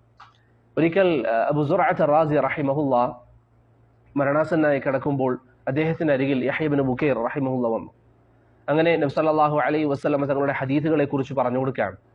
ഇത് അന്ന് നടന്നൊരു സംഭവമാണ്, വർഷങ്ങൾക്ക് മുമ്പ്. ഏകദേശം ഇമാം അഹ്മദിന്റെ കാലഘട്ടത്തിലൊക്കെ ജീവിച്ച ആളുകളാണ് അബൂ സുർഅത്ത് റാസി. അബൂ സുർഅത്ത് റാസിയുടെ അരികിൽ വന്നിട്ട് യഹ്യ ഇബ്നു ബുക്കൈർ പറയാണ്, ഒരു ഹദീസ് നബി സല്ലല്ലാഹു അലൈഹി വസല്ലം പറഞ്ഞതായി നിങ്ങൾ കേൾക്കുമ്പോൾ അത് ഏതുപോലെയാണെന്നറിയോ? ഒരു ഹദീസ് നമ്മൾ ഇന്നിങ്ങനെ മജ്‌ലിസിൽ ഇരുന്ന് കേൾക്കുകയാണ്, നബി സല്ലല്ലാഹു അലൈഹി വസല്ലം പറഞ്ഞു, ഇങ്ങനെ പറഞ്ഞിട്ടുണ്ട്. ഏതുപോലെയാണെന്നാൽ യഹ്യ ഇബ്നു ബുക്കൈർ പറയാണ്, നിങ്ങൾക്കൊരു വിഷയത്തിൽ, നമുക്കിന്ന് മനസ്സിലാകുന്ന ഭാഷയിൽ പറഞ്ഞാൽ, നമുക്കിന്നൊരു വിഷയം വന്നു, ഇപ്പം നമുക്കൊരു സംശയം വന്നു, ഇന്ന വിഷയത്തിൽ എങ്ങനെയാണ് പ്രവർത്തിക്കേണ്ടത്. അങ്ങനെ നിങ്ങൾ ആ സംശയത്തിന് മറുപടി തേടി നടക്കുമ്പോൾ നിങ്ങളൊരു സദസ്സ് കണ്ടു. ആ സദസ്സിലേക്ക് പോയി നിങ്ങൾ അവിടേക്ക് പ്രവേശിക്കുമ്പോൾ അവിടെ ഇരുന്ന് ഹദീസ് പറഞ്ഞു കൊടുക്കുന്നത് ആരാണ്? നബി സല്ലല്ലാഹു അലൈഹി വസല്ലം തങ്ങളാണ്. പ്രവാചകന്റെ മുമ്പിൽ സ്വഹാബികളുണ്ട്. ആ സദസ്സിൽ നിങ്ങൾ കയറിയിരുന്ന ഹദീസുകൾ കേൾക്കുന്നത് പോലെയാണ് ഹദീസുകളെ സമീപിക്കേണ്ടത് എന്ന് യഹ്യ ഇബ്നു ബുക്കൈർ റഹിമഹുല്ലാ പറയുന്നതായി നമുക്ക് കാണാൻ സാധിക്കും. എന്ന് പറഞ്ഞാൽ, നിങ്ങൾ ഇന്നൊരു ഹദീസ് കേൾക്കുമ്പോൾ നബി സല്ലല്ലാഹു അലൈഹി വസല്ലമയിൽ നിന്ന് നേരിട്ട് ഒരു ഹദീസ് കേൾക്കുന്നത് എങ്ങനെയാണോ ആ രൂപത്തിലാണ് നിങ്ങൾ സ്വീകരിക്കേണ്ടത്. നമ്മൾ അങ്ങനെയാണോ ഇന്ന് സ്വീകരിക്കുന്നത്? അപ്പൊ നിങ്ങൾ നോക്കൂ, നബി സല്ലല്ലാഹു അലൈഹി വസല്ലമയുടെ സഹാബത്തിന്റെ ജീവിതം. ഒരു ഹദീസ് അവർ കേട്ടാൽ ഇബ്നു റജബ് അൽ ഹംബലി ഒക്കെ പറയുന്നത് പോലെ അവർക്ക് പിന്നെ ഇത് സുന്നത്താണോ പ്രവാചകൻ, ഇത് ഫർളാണോ എന്ന ചോദ്യമൊന്നുമില്ല. ഇബ്നു റജബ് അൽ ഹംബലി റഹിമഹുല്ലാഹ് പ്രത്യേകം സൂചിപ്പിച്ച കാര്യമാണ്, സഹാബത്ത് ഒരിക്കലും ഒരു പ്രവർത്തനത്തെ കുറിച്ച് ഇത് സുന്നത്താണോ വാജിബാണോ എന്ന് ചോദിക്കാറില്ല. അറിഞ്ഞാൽ അതനുസരിച്ച് അമൽ ചെയ്യും. എന്നാൽ നമ്മുടെ അവസ്ഥ എന്താണ്? ഒരു കാര്യം അറിഞ്ഞാൽ അത് സുന്നത്താണോ, നിർബന്ധമാണോ, അഭിപ്രായ വ്യത്യാസമുണ്ടോ, അപ്പോൾ അത്ര ഒരു ഗൗരവമുള്ള വിഷയമല്ലല്ലേ എന്നൊരു ചിന്താഗതിയിലാണ് വിഷയങ്ങളെ നമ്മൾ സമീപിക്കുന്നത്. എന്നാൽ സഹാബത്ത്, അവർക്ക് നബി സല്ലല്ലാഹു അലൈഹി വസല്ലം ഒരു കാര്യം പറഞ്ഞു എന്നറിഞ്ഞാൽ അതിനപ്പുറം ഒരു ചർച്ചയുണ്ടായിരുന്നില്ല. അപ്പൊ നമുക്ക് പലപ്പോഴും നമ്മുടെ ഈമാനിന്റെ ബലഹീനത കാരണത്താലാണ് ഇത്തരത്തിലുള്ള ഹദീസുകൾ യഥാർത്ഥത്തിൽ വിശ്വസിക്കാൻ സാധിക്കാത്തത്. ഇപ്പൊ ഈ പറഞ്ഞ ഹദീസ് തന്നെ, നിങ്ങൾ ഹജ്ജും ഉംറയും ചെയ്താൽ നിങ്ങളുടെ ദാരിദ്ര്യത്തെ അത് നീക്കും എന്ന് പറയുമ്പോൾ നബി സല്ലല്ലാഹു അലൈഹി വസല്ലം പറഞ്ഞു എന്നതുകൊണ്ട് സ്വീകരിക്കുന്നതിലപ്പുറം, അതെ ഇതൊരു യാഥാർത്ഥ്യമാണ്, ഞാൻ ഉംറ ചെയ്താൽ എന്റെ സമ്പാദ്യത്തിൽ എനിക്ക് ബറക്കത്ത് ലഭിക്കും, എന്റെ ദാരിദ്ര്യം നീങ്ങും എന്നൊരു ഉറച്ച വിശ്വാസത്തിൽ എടുക്കാൻ പലപ്പോഴും നമുക്ക് സാധിക്കുന്നില്ല. മറിച്ച് പ്രവാചകൻ പറഞ്ഞു അതുകൊണ്ട് ഞാൻ എതിരൊന്നുമില്ല എന്നൊരു കാഴ്ചപ്പാടിലാണ് പല മുസ്ലിമീങ്ങളും ഇന്ന് ഹദീസുകൾ കേൾക്കുന്നത്. അങ്ങനെ ആവരുത്. മറിച്ച് നബി സല്ലല്ലാഹു അലൈഹി വസല്ലം പറഞ്ഞിട്ടുണ്ടെങ്കിൽ അത് വഹീന്റെ അടിസ്ഥാനത്തിലാണ്. അതെന്തായാലും വല്ലാഹി സുമ്മ വല്ലാഹ് അങ്ങനെ തന്നെ സംഭവിക്കും. ദാരിദ്ര്യം നീങ്ങുമെന്ന് നബി സല്ലല്ലാഹു അലൈഹി വസല്ലം പറഞ്ഞുവെങ്കിൽ ദാരിദ്ര്യം നീങ്ങുക തന്നെ ചെയ്യും. ഫൈന്നഹുമാ യൻഫിയാനി അൽ ഫഖർ, തീർച്ചയായും അത് ദാരിദ്ര്യത്തെ ഇല്ലാതാക്കുമെന്ന് നബി സല്ലല്ലാഹു അലൈഹി വസല്ലം തങ്ങൾ പറയും. വദ്ദുനൂബ്, ദാരിദ്ര്യം മാത്രമല്ല അടിമകളുടെ പാപങ്ങളെയും അതില്ലാതാക്കുമെന്ന് റസൂലുള്ളാഹി സ്വല്ലല്ലാഹു അലൈഹി വസല്ലം തങ്ങൾ പറയുന്നതായി ഇമാം തിർമിദി റഹിമഹുല്ലാഹ് അബ്ദുല്ലാഹി ഇബ്നു മസ്ഊദ് റളിയല്ലാഹു അൻഹുവിൽ നിന്ന് ഉദ്ധരിക്കുന്ന ഹദീസിൽ പറയുന്നു. അപ്പൊ എന്തൊക്കെ കിട്ടി നമുക്ക്? ഉംറ ചെയ്താൽ നിങ്ങളുടെ ദാരിദ്ര്യം ഇല്ലാതാകും, നിങ്ങളുടെ പാപങ്ങൾ അല്ലാഹു സുബ്ഹാനഹു വ തആല മായ്ച്ചു കളയും. അത് ഒരു ഉംറ ചെയ്താൽ, ഒരു ഉംറക്ക് നിങ്ങൾ പോയാൽ അത് കാരണത്താൽ തന്നെ അല്ലാഹു സുബ്ഹാനഹു വ തആല നിങ്ങളുടെ പാപങ്ങൾ മാപ്പാക്കും. ഇതൊക്കെ നബി സല്ലല്ലാഹു അലൈഹി വസല്ലം നമുക്ക് പഠിപ്പിച്ചു തന്നിരിക്കുന്ന ഉംറയുടെ ഫളായിലുകളാണ്. അതുകൊണ്ട് പ്രിയപ്പെട്ടവരെ, ഈ വിഷയത്തിൽ ഒരു കാരണവശാലും അലസത കാണിക്കാൻ പാടില്ല. ഉറച്ച വിശ്വാസത്തിൽ ഇനി മുതൽ നാം ഉംറ വർദ്ധിപ്പിക്കുക. ഒരു ഉംറക്ക് പിറകെ മറ്റൊരു ഉംറ, അങ്ങനെ ഉംറ ജീവിതത്തിൽ വർദ്ധിപ്പിക്കുന്ന ഒരു സാഹചര്യം ഉണ്ടാക്കിയെടുക്കാൻ നാം ശ്രമിക്കുക. അതുപോലെ തന്നെ സൂചിപ്പിക്കാനുള്ള മറ്റൊരു കാര്യം, നബി സല്ലല്ലാഹു അലൈഹി വസല്ലം, ഇതൊരു ഫായിദയാണ്, നമുക്ക് അമലിൽ ഇന്ന് ബന്ധമില്ല എങ്കിലും നബി സല്ലല്ലാഹു അലൈഹി വസല്ലം എത്ര ഉംറ ചെയ്തിട്ടുണ്ട്? 4. അഹ്സൻ. നബി സല്ലല്ലാഹു അലൈഹി വസല്ലം 4 ഉംറയാണ് അവിടുത്തെ ജീവിതത്തിൽ നിർവഹിച്ചത്. അനസ് ബിൻ മാലിക് റളിയല്ലാഹു അൻഹു പറയുന്നത് പോലെ നബി സല്ലല്ലാഹു അലൈഹി വസല്ലം 4 ഉംറയാണ് നിർവഹിച്ചത്. ഏതൊക്കെയാണ് ഉംറകൾ? ഒന്ന് ഹുദൈബിയ, ഉംറത്തുൽ ഹുദൈബിയ. അന്ന് നബി സല്ലല്ലാഹു അലൈഹി വസല്ലം ഹിജ്റ 6-ാം വർഷം പോയി, പക്ഷെ ചെയ്യാൻ സാധിച്ചിട്ടില്ല. നിങ്ങൾക്കറിയാം, മക്കയിൽ വെച്ച് കാഫിരീങ്ങൾ തടയുകയും അതിനെക്കുറിച്ച് സംസാരങ്ങളൊക്കെ ഉണ്ടായ സംഭവം നിങ്ങൾക്കറിയാലോ. ഹുദൈബിയ സന്ധിയൊക്കെ ഉണ്ടായത് അതിനെ തുടർന്നാണ്.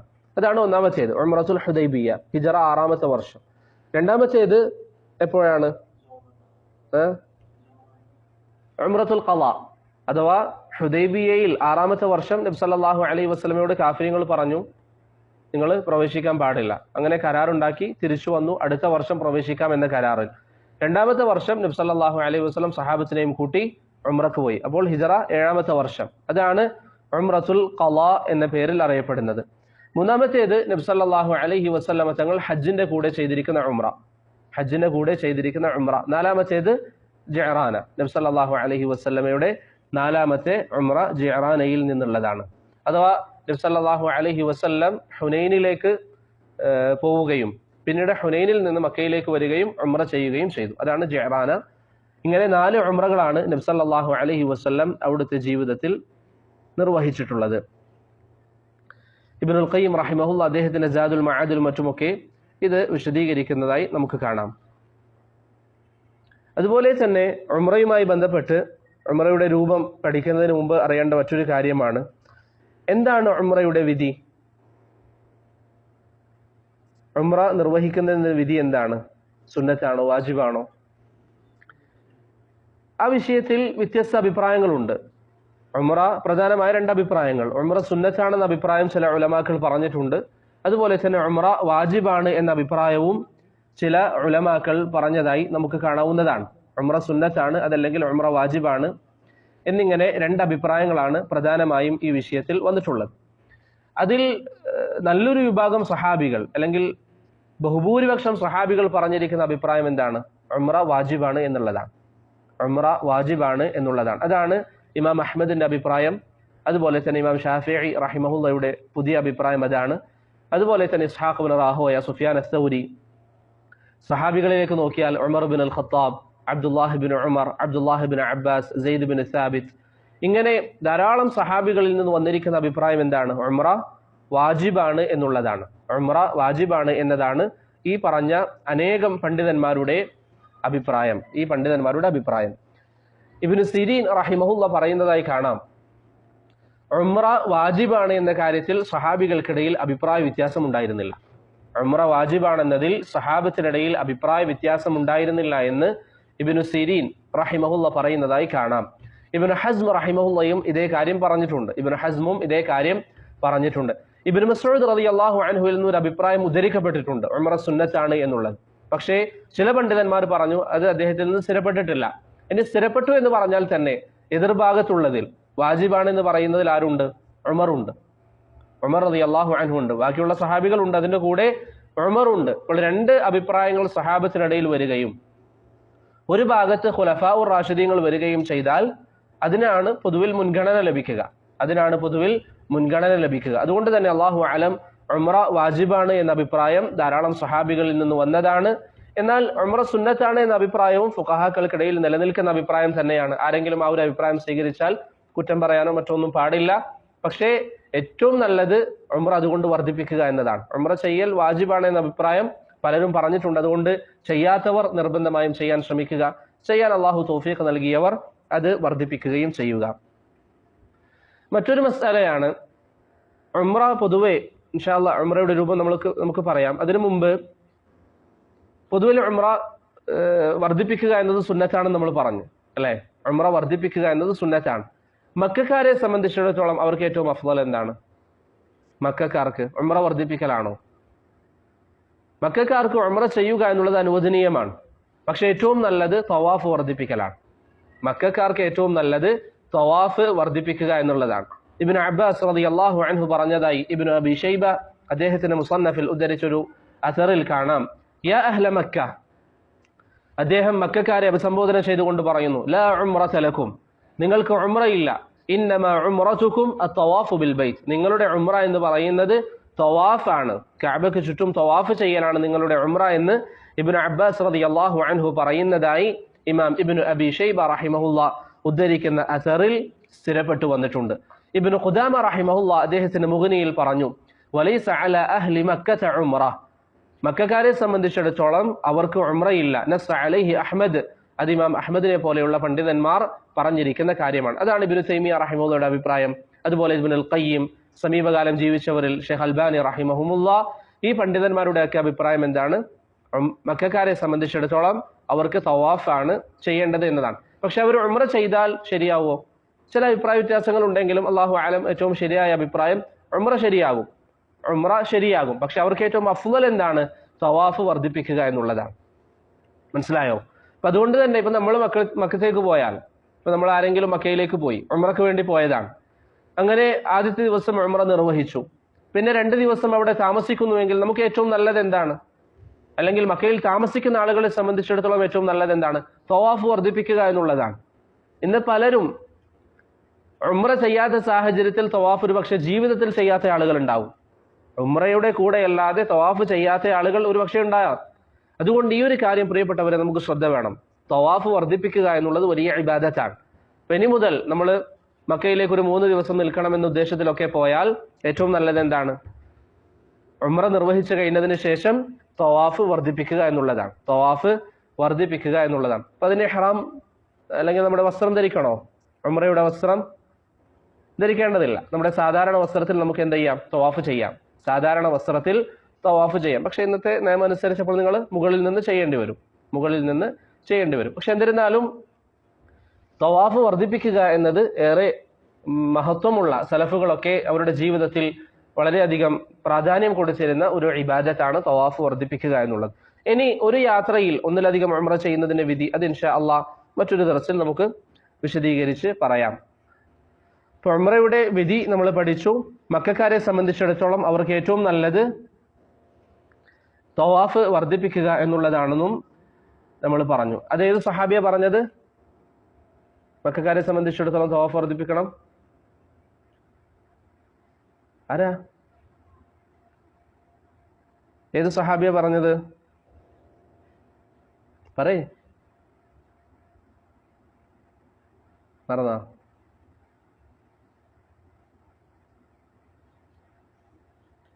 റിയാദിലുള്ള ആരെങ്കിലും?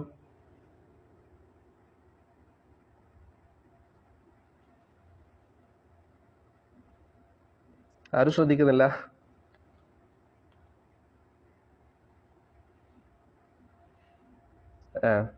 ഇബ്നു അബ്ബാസ് റളിയല്ലാഹു അൻഹു, ഷഫീഖ് അയച്ചു.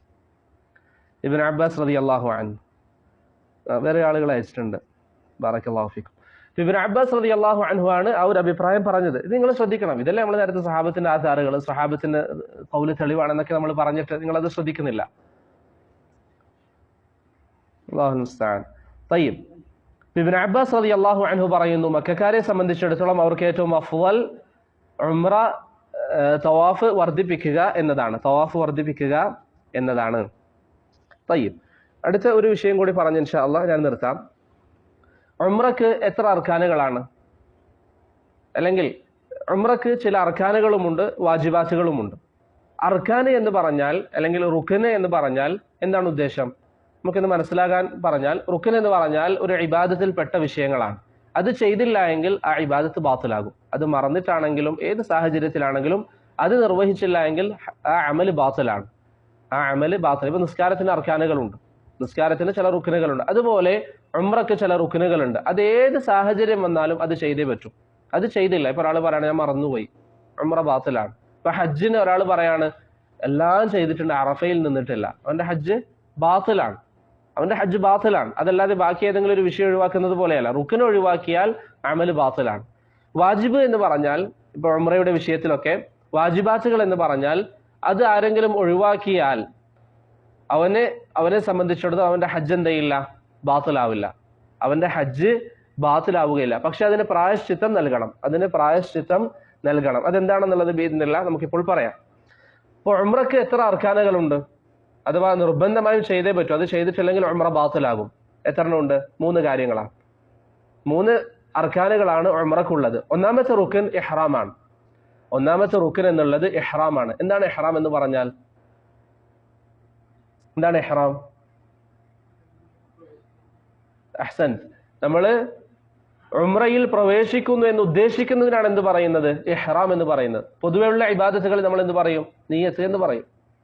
ആ നിയ്യത്തിനാണ് എന്ത് പറയുന്നത്? ഇഹ്റാം എന്ന് പറയുന്നത്. ചിലർ കരുതുന്നത് എന്താ, ഇഹ്റാം എന്ന് പറഞ്ഞാൽ ലബ്ബൈക അല്ലാഹുമ്മ ഉംറ എന്ന് പറയുന്നത്.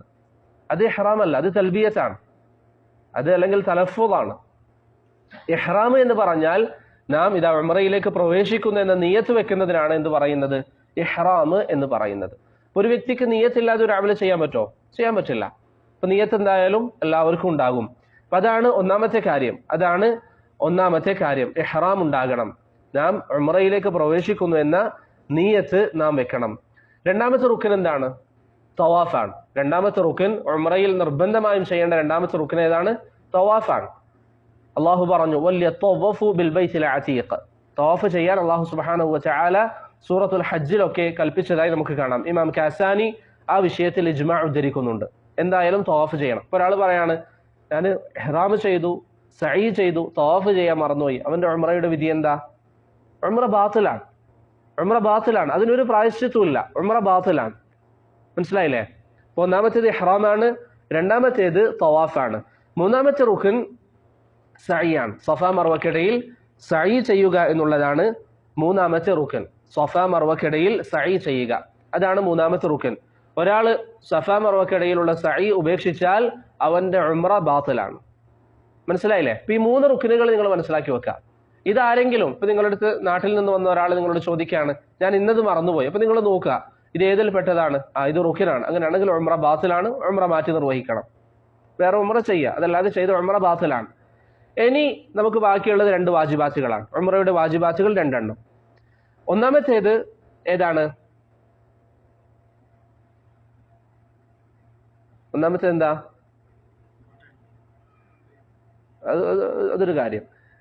തർത്തീബിൽ പോവുകയാണെങ്കിൽ മീഖാത്തിൽ നിന്ന് ഇഹ്റാം ചെയ്യുക എന്നുള്ളതാണ് ഒന്നാമത്തെ വിഷയം.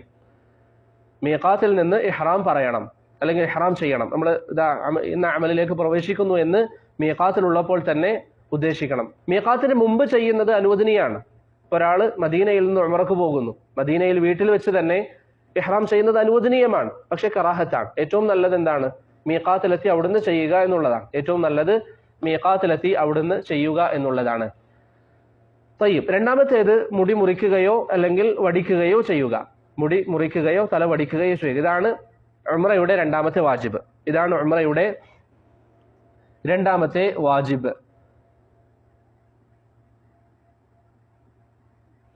തയ്യിബ്. അപ്പൊ ഒന്നാമത്തേത് മീഖാത്തിൽ നിന്ന് ഇഹ്റാം ചെയ്യുന്നതാണ് നമ്മൾ പറഞ്ഞു. ഇപ്പൊ ഒരാൾ മദീനയിൽ നിന്ന് പോകുമ്പോൾ അദ്ദേഹത്തിന്റെ മീഖാത്ത് എവിടെയാണ്? ദുൽഹുലൈഫ, അല്ലെങ്കിൽ ഇന്ന് അബിയാർ അലി എന്നറിയപ്പെടുന്ന സ്ഥലം. അദ്ദേഹത്തെ സംബന്ധിച്ചിടത്തോളം അവിടുന്ന് ഇഹ്റാം ചെയ്തിട്ടില്ല, അത് വിട്ടുപോയി, അത് കടന്നുപോയി. മീഖാത്ത് കഴിഞ്ഞ് അദ്ദേഹം കുറച്ച് സഞ്ചരിച്ചു. അങ്ങനെയാണ് അദ്ദേഹത്തിന് ഈ വിഷയം ഓർമ്മ വന്നത്, ഇഹ്റാം ചെയ്തിട്ടില്ല എന്ന ഓർമ്മ അദ്ദേഹത്തിന് വരുന്നത്. മനസ്സിലായോ? അങ്ങനെയാണെങ്കിൽ അദ്ദേഹത്തെ സംബന്ധിച്ചിടത്തോളം അദ്ദേഹം ഒരു വാജിബ് ഒഴിവാക്കി. അദ്ദേഹം ഇഹ്റാമേ ചെയ്തിട്ടില്ല. അങ്ങനെയാണെങ്കിൽ അദ്ദേഹം എന്താ ഒഴിവാക്കിയത്? റുക്നെ ഒഴിവാക്കി. ഹജ്ജ് ഉംറ ബാത്തിലാണ്. നേരെ മറിച്ച് അദ്ദേഹം മീഖാത്തിന് ശേഷം ഇഹ്റാം ചെയ്തു, പക്ഷെ മീഖാത്ത് കഴിഞ്ഞു പോയി. മീഖാത്തിന് ശേഷമാണ് അദ്ദേഹത്തിന് ആ വിഷയം ഓർമ്മ വന്നത്. മീഖാത്തിൽ നിന്ന് അല്ലെങ്കിൽ അതിലെത്തുന്നതിന് മുമ്പ് ഇഹ്റാം ചെയ്യുന്നതിന്റെ വിധി എന്താണ്? വാജിബാണ്.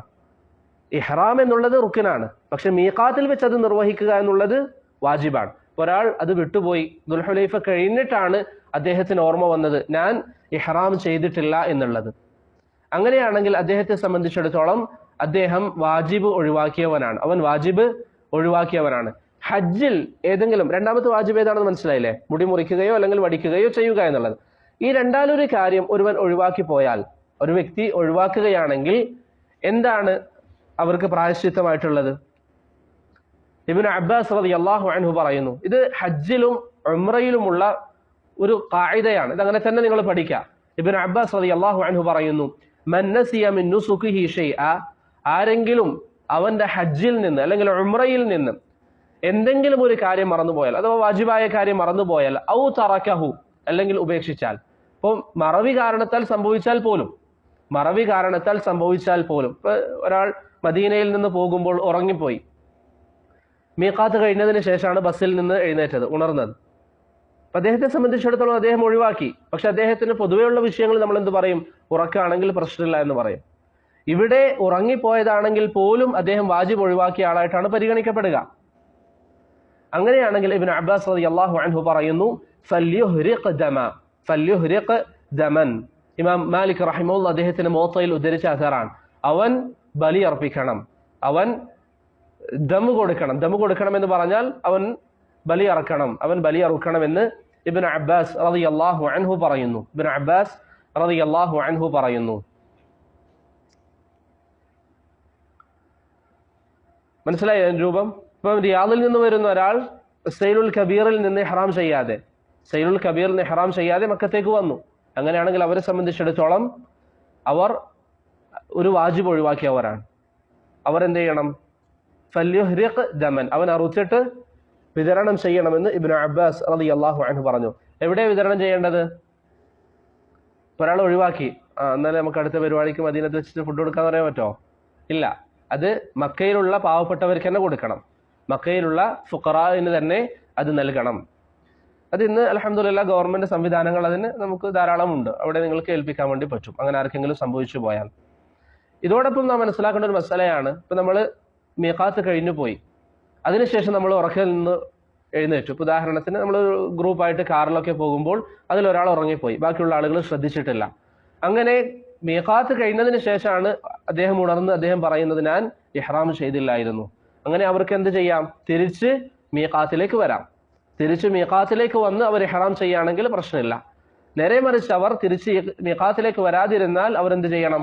ഇബ്നു അബ്ബാസ് റളിയല്ലാഹു അൻഹു പറഞ്ഞതുപോലെ ഫല്യുഹ്രിഖ് ദമൻ, അവർ ബലിയറക്കണം, അവർ ഒരു ആടിനെ അറുത്ത് വിതരണം ചെയ്യാൻ ബാധ്യസ്ഥരാണ്. ഈ വിഷയത്തിൽ പണ്ഡിതന്മാർക്ക് അഥവാ മീഖാത്തിലേക്ക് തിരിച്ചു വരികയാണെങ്കിൽ പിന്നെ അവിടെ ഒന്നും കൊടുക്കേണ്ടതില്ല എന്നുള്ളതാണ് ധാരാളം പണ്ഡിതന്മാർ, അല്ലെങ്കിൽ ഏകദേശം ബഹുഭൂരിപക്ഷം ഉലമാക്കളുടെയും അഭിപ്രായം അതാണ്. തിരിച്ചു വരികയാണെങ്കിൽ അത് അനുവദനീയമാണ്, അങ്ങനെ പറ്റും. മനസ്സിലായോ? തിരിച്ചു വരാതിരുന്നാൽ അവനെ സംബന്ധിച്ചിടത്തോളം വാജിബ് ഒഴിവാക്കി. അപ്പൊ ഹജ്ജിന് എത്ര അർക്കാനുകളാണ്, അല്ലെങ്കിൽ ഉംറക്ക് എത്ര അർക്കാനുകളാണ്? 3 അർക്കാനുകൾ. ഒന്നാമത്തേത് ഇഹ്റാം, രണ്ടാമത്തേത് തവാഫ്, മൂന്നാമത്തേത് സഅയാണ്. എത്ര വാജിബാത്തുകളാണ്? 2 എണ്ണം. ഒന്നാമത്തേത് മീഖാത്തിൽ നിന്ന് ഇഹ്റാം ചെയ്യുക, രണ്ടാമത്തേത് അൽ ഹൽഖു ഔ തഖ്സീർ, മുടി മുറിക്കുകയോ വടിക്കുകയോ ചെയ്യുക എന്നുള്ളതാണ്. പിന്നെ ഇതിൽ നമുക്ക് ബാക്കിയുള്ള ഒരു കാര്യം, അത് നമുക്ക് പെട്ടെന്ന് പറയാവുന്ന ഒരു കാര്യമാണ്. മീഖാത്തുകൾ, എത്ര മീഖാത്തുകളാണ് നബി സല്ലല്ലാഹു അലൈഹി വസല്ലം പഠിപ്പിച്ചത്? 5 അല്ലെങ്കിൽ 6 ആണ് ഹദീസുകളിൽ വന്നിട്ടുള്ളത്. ചില ഹദീസുകളിൽ അഭിപ്രായ വ്യത്യാസമുണ്ട്, അതുകൊണ്ടാണ് ആ ഒരു എണ്ണത്തിൽ വ്യത്യാസം വന്നത്. നബി സല്ലല്ലാഹു അലൈഹി വസല്ലമ തങ്ങൾ മീഖാത്തുകളെ കുറിച്ച് പറഞ്ഞതായി ഹദീസുകളിൽ നമുക്ക് കാണാം. നബി സല്ലല്ലാഹു അലൈഹി വസല്ലമ തങ്ങൾ മീഖാത്തുകൾ ഏതൊക്കെയാണ് എന്ന് നമുക്ക് പഠിപ്പിച്ചു തന്നിട്ടുണ്ട്. ഇബ്നു അബ്ബാസ് റളിയല്ലാഹു അൻഹുവിന്റെ ഹദീസിൽ, ഇമാം ബുഖാരി ഉദ്ധരിക്കുന്ന ഹദീസിൽ, വഖത റസൂലുള്ളാഹി സ്വല്ലല്ലാഹു അലൈഹി വസല്ലം ലി അഹ്ലിൽ മദീനത്തി ദുൽ ഹുലൈഫ, മദീനക്കാർക്ക് പ്രവാചകൻ ദുൽ ഹുലൈഫ, ഷാം വാസികൾക്ക് നബി സല്ലല്ലാഹു അലൈഹി വസല്ലം ജുഹ്ഫ ഏർപ്പാടാക്കി കൊടുത്തു. ജുഹ്ഫയിൽ വെച്ചാണ് അവർ ഇഹ്റാം പറയേണ്ടത്. വലി അഹ്ലി നജ്ദിൻ, നജ്ദിൽ നിന്ന് വരുന്ന ആളുകൾ ഖർനുൽ മനാസിൽ, വലി അഹ്ലിൽ യമൻ യലംലം എന്ന് നബി സല്ലല്ലാഹു അലൈഹി വസല്ലമ പറഞ്ഞതായി ഹദീസുകളിൽ സ്ഥിരപ്പെട്ടു വന്നിട്ടുണ്ട്. ഒന്നാമത്തെ മീഖാത്ത് ഏതാണ്? ദുൽ ഹുലൈഫയാണ്, അഥവാ മദീനയിൽ നിന്ന് പോകുന്ന ആളുകളുടെ മീഖാത്ത്. അതാണ് മക്കയിൽ നിന്ന് ഏറ്റവും ദൂരെയുള്ള മീഖാത്ത്. മക്കയിൽ നിന്ന് ഏറ്റവും ദൂരം കൂടുതലുള്ള മീഖാത്ത് ദുൽ ഹുലൈഫയാണ്. ഏകദേശം 408ഓളം കിലോമീറ്റർ ആണ് മക്കയും ദുൽ ഹുലൈഫയും തമ്മിലുള്ളത്, 408ഓളം കിലോമീറ്റർ. രണ്ടാമത്തേത് ജുഹ്ഫയാണ്. ജുഹ്ഫയാണ് ആരുടെ മീഖാത്ത്? അഹ്ലുശ്ശാമിന്റെ മീഖാത്ത്. അഹ്ലുശ്ശാം എന്ന് പറഞ്ഞാൽ ഷാമിൽ നിന്ന് വരുന്ന ആളുകൾ, പ്രത്യേകിച്ച് ഇന്ന് ഈജിപ്തിൽ നിന്ന് വരുന്ന ആളുകൾ, അതുപോലെ തന്നെ മൊറോക്കോ ഭാഗങ്ങളിൽ നിന്ന് വരുന്ന ആളുകളൊക്കെ ജുഹ്ഫയിൽ വെച്ചാണ് ഇഹ്റാം പറയേണ്ടത്. ഇന്ന് ജുഹ്ഫ എന്ന് പറയുന്ന പ്രദേശം ആളുകൾ താമസിക്കാത്ത സ്ഥലമാണ്. ആളുകൾ താമസയോഗ്യമല്ലാത്ത സ്ഥലമാണ്. ജുഹ്ഫ ഹദീസിൽ വന്നിട്ടുണ്ട് വേറൊരു സാഹചര്യത്തിൽ. ആർക്കെങ്കിലും ഓർമ്മ ഉണ്ടോ? വളരെ പ്രസിദ്ധമായ കാര്യമാണ്. നബി സല്ലല്ലാഹു അലൈഹി വസല്ലം മദീനയിലേക്ക് ഹിജ്റ വന്ന സമയം ഇവിടെ വ്യാപകമായി പനി ബാധിക്കുന്നുണ്ടായിരുന്ന ആളുകൾക്ക്. നിങ്ങൾക്കറിയാലോ. അങ്ങനെ അബൂബക്കർ റളിയല്ലാഹു അൻഹുവിന് പനി പിടിച്ചു, ബിലാൽ റളിയല്ലാഹു അൻഹുവിന് പനി ബാധിച്ചു. അങ്ങനെ വ്യാപകമായി ഇവിടെ അസുഖങ്ങൾ വന്നപ്പോൾ നബി സല്ലല്ലാഹു അലൈഹി വസല്ലം തങ്ങൾക്ക് അത് സ്വഹാബികൾക്കൊരു പ്രയാസമാകുമോ, മദീനയെ വെറുക്കാൻ ഒരു പ്രയാസമാകുമോ എന്നൊരു തോന്നൽ നബി സല്ലല്ലാഹു അലൈഹി വസല്ലം തങ്ങൾക്ക് വന്നു എന്ന് ഹദീസിന്റെ ശുറൂഹുകളിൽ നമുക്ക് കാണാം. അങ്ങനെ നബി സല്ലല്ലാഹു അലൈഹി വസല്ലം എന്ത് ദുആ ചെയ്തു? അല്ലാഹുവേ, യസ്രിബിലുള്ള ഈ പനിയെ എവിടേക്ക് നീ മാറ്റണം? ജുഹ്ഫയിലേക്ക് നീ മാറ്റണമെന്ന് നബി സല്ലല്ലാഹു അലൈഹി വസല്ലം തങ്ങൾ ദുആ ചെയ്തു. അന്ന് ജുഹ്ഫയിൽ താമസിക്കുന്നത് ജൂതന്മാരാണ്, ഇസ്ലാമിനെ പലതരത്തിലും ദ്രോഹിച്ചവരായിരുന്നു. അപ്പോൾ നബി സല്ലല്ലാഹു അലൈഹി വസല്ലം പറഞ്ഞു, അല്ലാഹുവേ, ജുഹ്ഫയിലേക്ക് നീ പനിയെ മാറ്റണം. ആ പ്രദേശമാണ് ജുഹ്ഫ. അതാണ് ഷാം നിവാസികളെ സംബന്ധിച്ചിടത്തോളം അവരുടെ മീഖാത്ത്. ഇന്ന് ജുഹ്ഫ ഞാൻ നേരത്തെ പറഞ്ഞതുപോലെ വാസയോഗ്യമല്ല, ആളുകൾ അവിടെ താമസിക്കുന്നില്ല. അതുകൊണ്ട് തന്നെ ആ ഭാഗത്ത് നിന്ന് വരുന്ന ആളുകൾ എവിടെ നിന്നാണ് ഇഹ്റാം ചെയ്യുക? റാബിഗിൽ നിന്ന്. അതിനോട് അടുത്ത സ്ഥലമാണ് റാബിഗ് എന്നുള്ളത്. അതുകൊണ്ട് ഇന്ന് ആ ഭാഗത്ത് നിന്ന് വരുന്ന ആളുകൾ റാബിഗിൽ നിന്നാണ് ഇഹ്റാം ചെയ്യുക. മൂന്നാമത്തെ മീഖാത്താണ് ഖർനുൽ മനാസിൽ. നബി സല്ലല്ലാഹു അലൈഹി വസല്ലം പറഞ്ഞ ഖർനുൽ മനാസിൽ. ഇന്ന് അതറിയപ്പെടുന്നത് ഏത് പേരിലാണ്? അസ്സൈലുൽ കബീർ അല്ലെങ്കിൽ അസ്സൈലുസ് സഗീർ എന്നും അതിന് പറയാറുണ്ട്. അതാണ് നജ്ദ് വാസികളുടെ മീഖാത്ത്. അതാണ് മക്കയിൽ നിന്ന് ഏറ്റവും അടുത്ത മീഖാത്ത്. ഏകദേശം 78 കിലോമീറ്റർ ആണ് അതും മക്കയും തമ്മിലുള്ളത്. 78 കിലോമീറ്റർ ആണ് അതും മക്കയും തമ്മിലുള്ളത്. അടുത്ത മീഖാത്ത് യലംലം. നബി സല്ലല്ലാഹു അലൈഹി വസല്ലം പറഞ്ഞു, യമൻ നിവാസികളുടെ മീഖാത്ത് യലംലമാണ്. യമനിൽ നിന്ന് വരുന്ന ആളുകൾ, അതുപോലെ തന്നെ ഇന്ത്യയിൽ നിന്ന് വരുന്ന ആളുകളൊക്കെ യലംലമാണ് അവരുടെ മീഖാത്ത്. അതും മക്കയും തമ്മിൽ ഏകദേശം 120 കിലോമീറ്റർ ദൂരമാണുള്ളത്. 120 കിലോമീറ്റർ ദൂരമാണുള്ളത്. അപ്പോൾ ശ്രദ്ധിക്കുക. അപ്പൊ ഈ ഉംറക്ക് വരുന്ന ആളുകൾ എന്ത് ചെയ്യണം? ഈ മീഖാത്തിൽ നിന്ന് ഇഹ്റാം ചെയ്തിട്ടാണ് വരേണ്ടത്. ഈ മീഖാത്തിൽ നിന്ന് ഇഹ്റാം ചെയ്യണം. ഇപ്പൊ ഇന്ത്യയിൽ നിന്ന് വരുന്ന ആൾ ഇവിടെ നിന്ന് ചെയ്യണം? യലംലമിൽ നിന്ന് ചെയ്യണം. അയാൾ ചെയ്യാതെ യലംലം കടന്നു വന്നു. അങ്ങനെയാണെങ്കിൽ എന്ത് ചെയ്യണം? ആടിനിറത്ത് വിതരണം ചെയ്യണം. കാരണം വാജിബ് ഒഴിവാക്കി. മനസ്സിലായോ? അദ്ദേഹത്തിന് എന്ത് ചെയ്യാം? തിരിച്ച് യലംലമിലേക്ക് പോയാൽ പ്രശ്നമില്ല. തിരിച്ച് യലംലമിലേക്ക് പോയാൽ പിന്നെ ആടിനെ ഇറക്കേണ്ടതില്ല, മറിച്ച് അദ്ദേഹത്തിന് അത് മതിയാകുന്നതാണ്. തയ്യിബ്. ഒരു സംശയം വരും. ഇപ്പൊ മദീനയിൽ നിന്ന് പോകുന്ന ആളുകൾ ദുൽഹുലൈഫയിൽ നിന്ന് ചെയ്യണമെന്ന് പറഞ്ഞു. ദുൽഹുലൈഫ കഴിഞ്ഞ് മക്കയിലേക്ക് പോകുന്ന ആളുകളുണ്ട്. അപ്പൊ അവരുടെ വീട് ദുൽഹുലൈഫയുടെയും മക്കയുടെയും ഇടയിലാണ്. അവരുടെ മീഖാത്ത് എവിടെയാ? മനസ്സിലായോ? ചോദ്യം മനസ്സിലായോ? അവരുടെ മീഖാത്ത് എവിടെയാണ്? എവിടെയാണോ അവരുള്ളത് അവിടെ തന്നെ. അപ്പൊ അവരുടെ വീട്ടിൽ നിന്ന് അവർക്ക് എന്ത് ചെയ്യാം? ഇഹ്റാം ചെയ്തുകൊണ്ട് പോകാം. ഇപ്പൊ ദുൽഹുലൈഫ കഴിഞ്ഞ് ഏകദേശം 400 കിലോമീറ്റർ ഉണ്ട് എന്ന് പറയുമ്പോൾ അതിനിടയിൽ ധാരാളം വീടുകളുണ്ട്. അപ്പൊ അവിടെയുള്ള ആളുകൾ ഇഹ്റാം ചെയ്യേണ്ടത് അവരുടെ വീടുകളിൽ നിന്നാണ്, അവരുടെ സ്ഥലങ്ങളിൽ നിന്നാണ്. എവിടെ നിന്നാണ് അവർ പോകുന്നത് അവിടുന്ന് ചെയ്യാം. മക്കക്കാരെ സംബന്ധിച്ചിടത്തോളം അവരെവിടെ നിന്നാണ് ഇഹ്റാം ചെയ്യേണ്ടത്? ഹജ്ജിനാണെങ്കിൽ അവരുടെ സ്ഥലത്ത് നിന്ന്, ഉംറക്കാണെങ്കിൽ ഏറ്റവും അടുത്ത ഹില്ലിലേക്ക് അവർ പുറത്തിറങ്ങണം. ഹജ്ജിനാണെങ്കിൽ ഇപ്പൊ അവരുടെ വീട്ടിൽ നിന്ന് അവർക്ക് എന്ത് ചെയ്യാം? ഇഹ്റാം ചെയ്തുകൊണ്ട് ആരംഭിക്കാം. പക്ഷേ ഉംറക്കാണെങ്കിൽ അവരെന്ത് ചെയ്യുക? ഹറമിന്റെ പരിധി വിട്ട് പുറത്തേക്ക് വരാം. അതെവിടെയും അത് ഏറ്റവും അടുത്തൊരു സ്ഥലമാണ് ഇന്ന് മസ്ജിദ് ആയിഷ എന്ന പേരിൽ അറിയപ്പെടുന്ന പള്ളി. അത് ഹറമിന്റെ പരിസരത്തിന് അല്ലെങ്കിൽ പരിധിക്ക് പുറത്താണ്. അപ്പോൾ മക്കക്കാരെ സംബന്ധിച്ചിടത്തോളം അവർ ഉംറ ഉദ്ദേശിക്കുകയാണെങ്കിൽ ഹറം പരിധി വിട്ട് പുറത്തേക്ക് വരിക. മനസ്സിലായില്ലേ? അപ്പൊ ഇങ്ങനെ 3 രീതിയിലാണ് ഉലമാക്കൾ ഈ വിഷയത്തെ വിശദീകരിച്ചതായി കാണാൻ സാധിക്കുക. ഒന്ന് ആഫാഖി എന്ന് പറയും. ഇതൊരു ഇസ്തിലാഹ് നിങ്ങൾ പഠിക്കാൻ ഉദ്ദേശിക്കുന്നുവെങ്കിൽ ആഫാഖി എന്ന് പറഞ്ഞാൽ മീഖാത്തിന് പുറത്തു നിന്ന് വരുന്ന ആളുകൾ, നമ്മൾ മദീനക്കാരൊക്കെ പോലെ. രണ്ടാമത്തേത് മീഖാത്തി എന്ന് പറയും. മീഖാത്തി അഥവാ മീഖാത്തിനും മക്കയിലും ഇടയിലുള്ള ആളുകൾ. മൂന്നാമത്തേത് മക്കിയായ ആളുകൾ അഥവാ മക്കയിൽ താമസിക്കുന്നവർ. മക്കയിൽ താമസിക്കുന്നവർ എന്ത് ചെയ്യണം? ഹജ്ജാണെങ്കിൽ അവരുടെ നാട്ടിൽ നിന്ന്, അവരുടെ വീട്ടിൽ നിന്ന്. ഉംറയാണെങ്കിൽ അവർ ഏറ്റവും അടുത്ത ഹില്ലിലേക്ക് പുറത്തിറങ്ങി ഇഹ്റാം ചെയ്യണം. ഇതാണ് മീഖാത്തിനെ കുറിച്ച് ഹദീസുകളിൽ വന്നതിന്റെ ഉദ്ദേശം. തയ്യിബ്. അല്ലാഹു സുബ്ഹാനഹു വ തആല നമുക്ക് കൂടുതൽ പഠിക്കാനും മനസ്സിലാക്കാനും തൗഫീഖ് നൽകി അനുഗ്രഹിക്കുമാറാകട്ടെ. വരുന്ന ദർസിൽ ഇൻഷാ അല്ലാഹ് നമുക്ക് നേരിട്ട് ഉംറയുടെ വിശേഷണങ്ങൾ പറയാം. ആഫാഖി എന്ന് പറഞ്ഞാൽ മീഖാത്തിന് പുറത്തുള്ള ആളുകൾ. ഉദാഹരണത്തിന് നമ്മളിപ്പോൾ ആഫാഖികളാണ്, മനസ്സിലായോ? ഇപ്പം ഇന്ത്യയിലുള്ള ആളുകൾ, ഇന്ത്യയിൽ നിന്ന് വരുന്ന ആളുകളൊക്കെ, ലോകത്ത് നിന്ന് വരുന്ന ആളുകളൊക്കെ ആഫാഖികളാണ്. അവർ വരുമ്പോൾ ഏതെങ്കിലും ഒരു മീഖാത്ത് കടന്നിട്ടാണ് വരിക, അവർ ആഫാഖികൾ. മീഖാത്തിനും മക്കയിനും ഇടയിലുള്ള ആളുകൾക്ക് മീഖാത്തികൾ, മക്കയിലുള്ള ആളുകൾ മക്കികൾ. മക്കയിലുള്ള ആളുകൾക്ക് ഏറ്റവും അഫ്ദൽ എന്താണ് നമ്മൾ പറഞ്ഞത്? തവാഫ്. ഇബ്നു അബ്ബാസ് റളിയല്ലാഹു അസറിലൊക്കെ സ്ഥിരപ്പെട്ടതുപോലെ.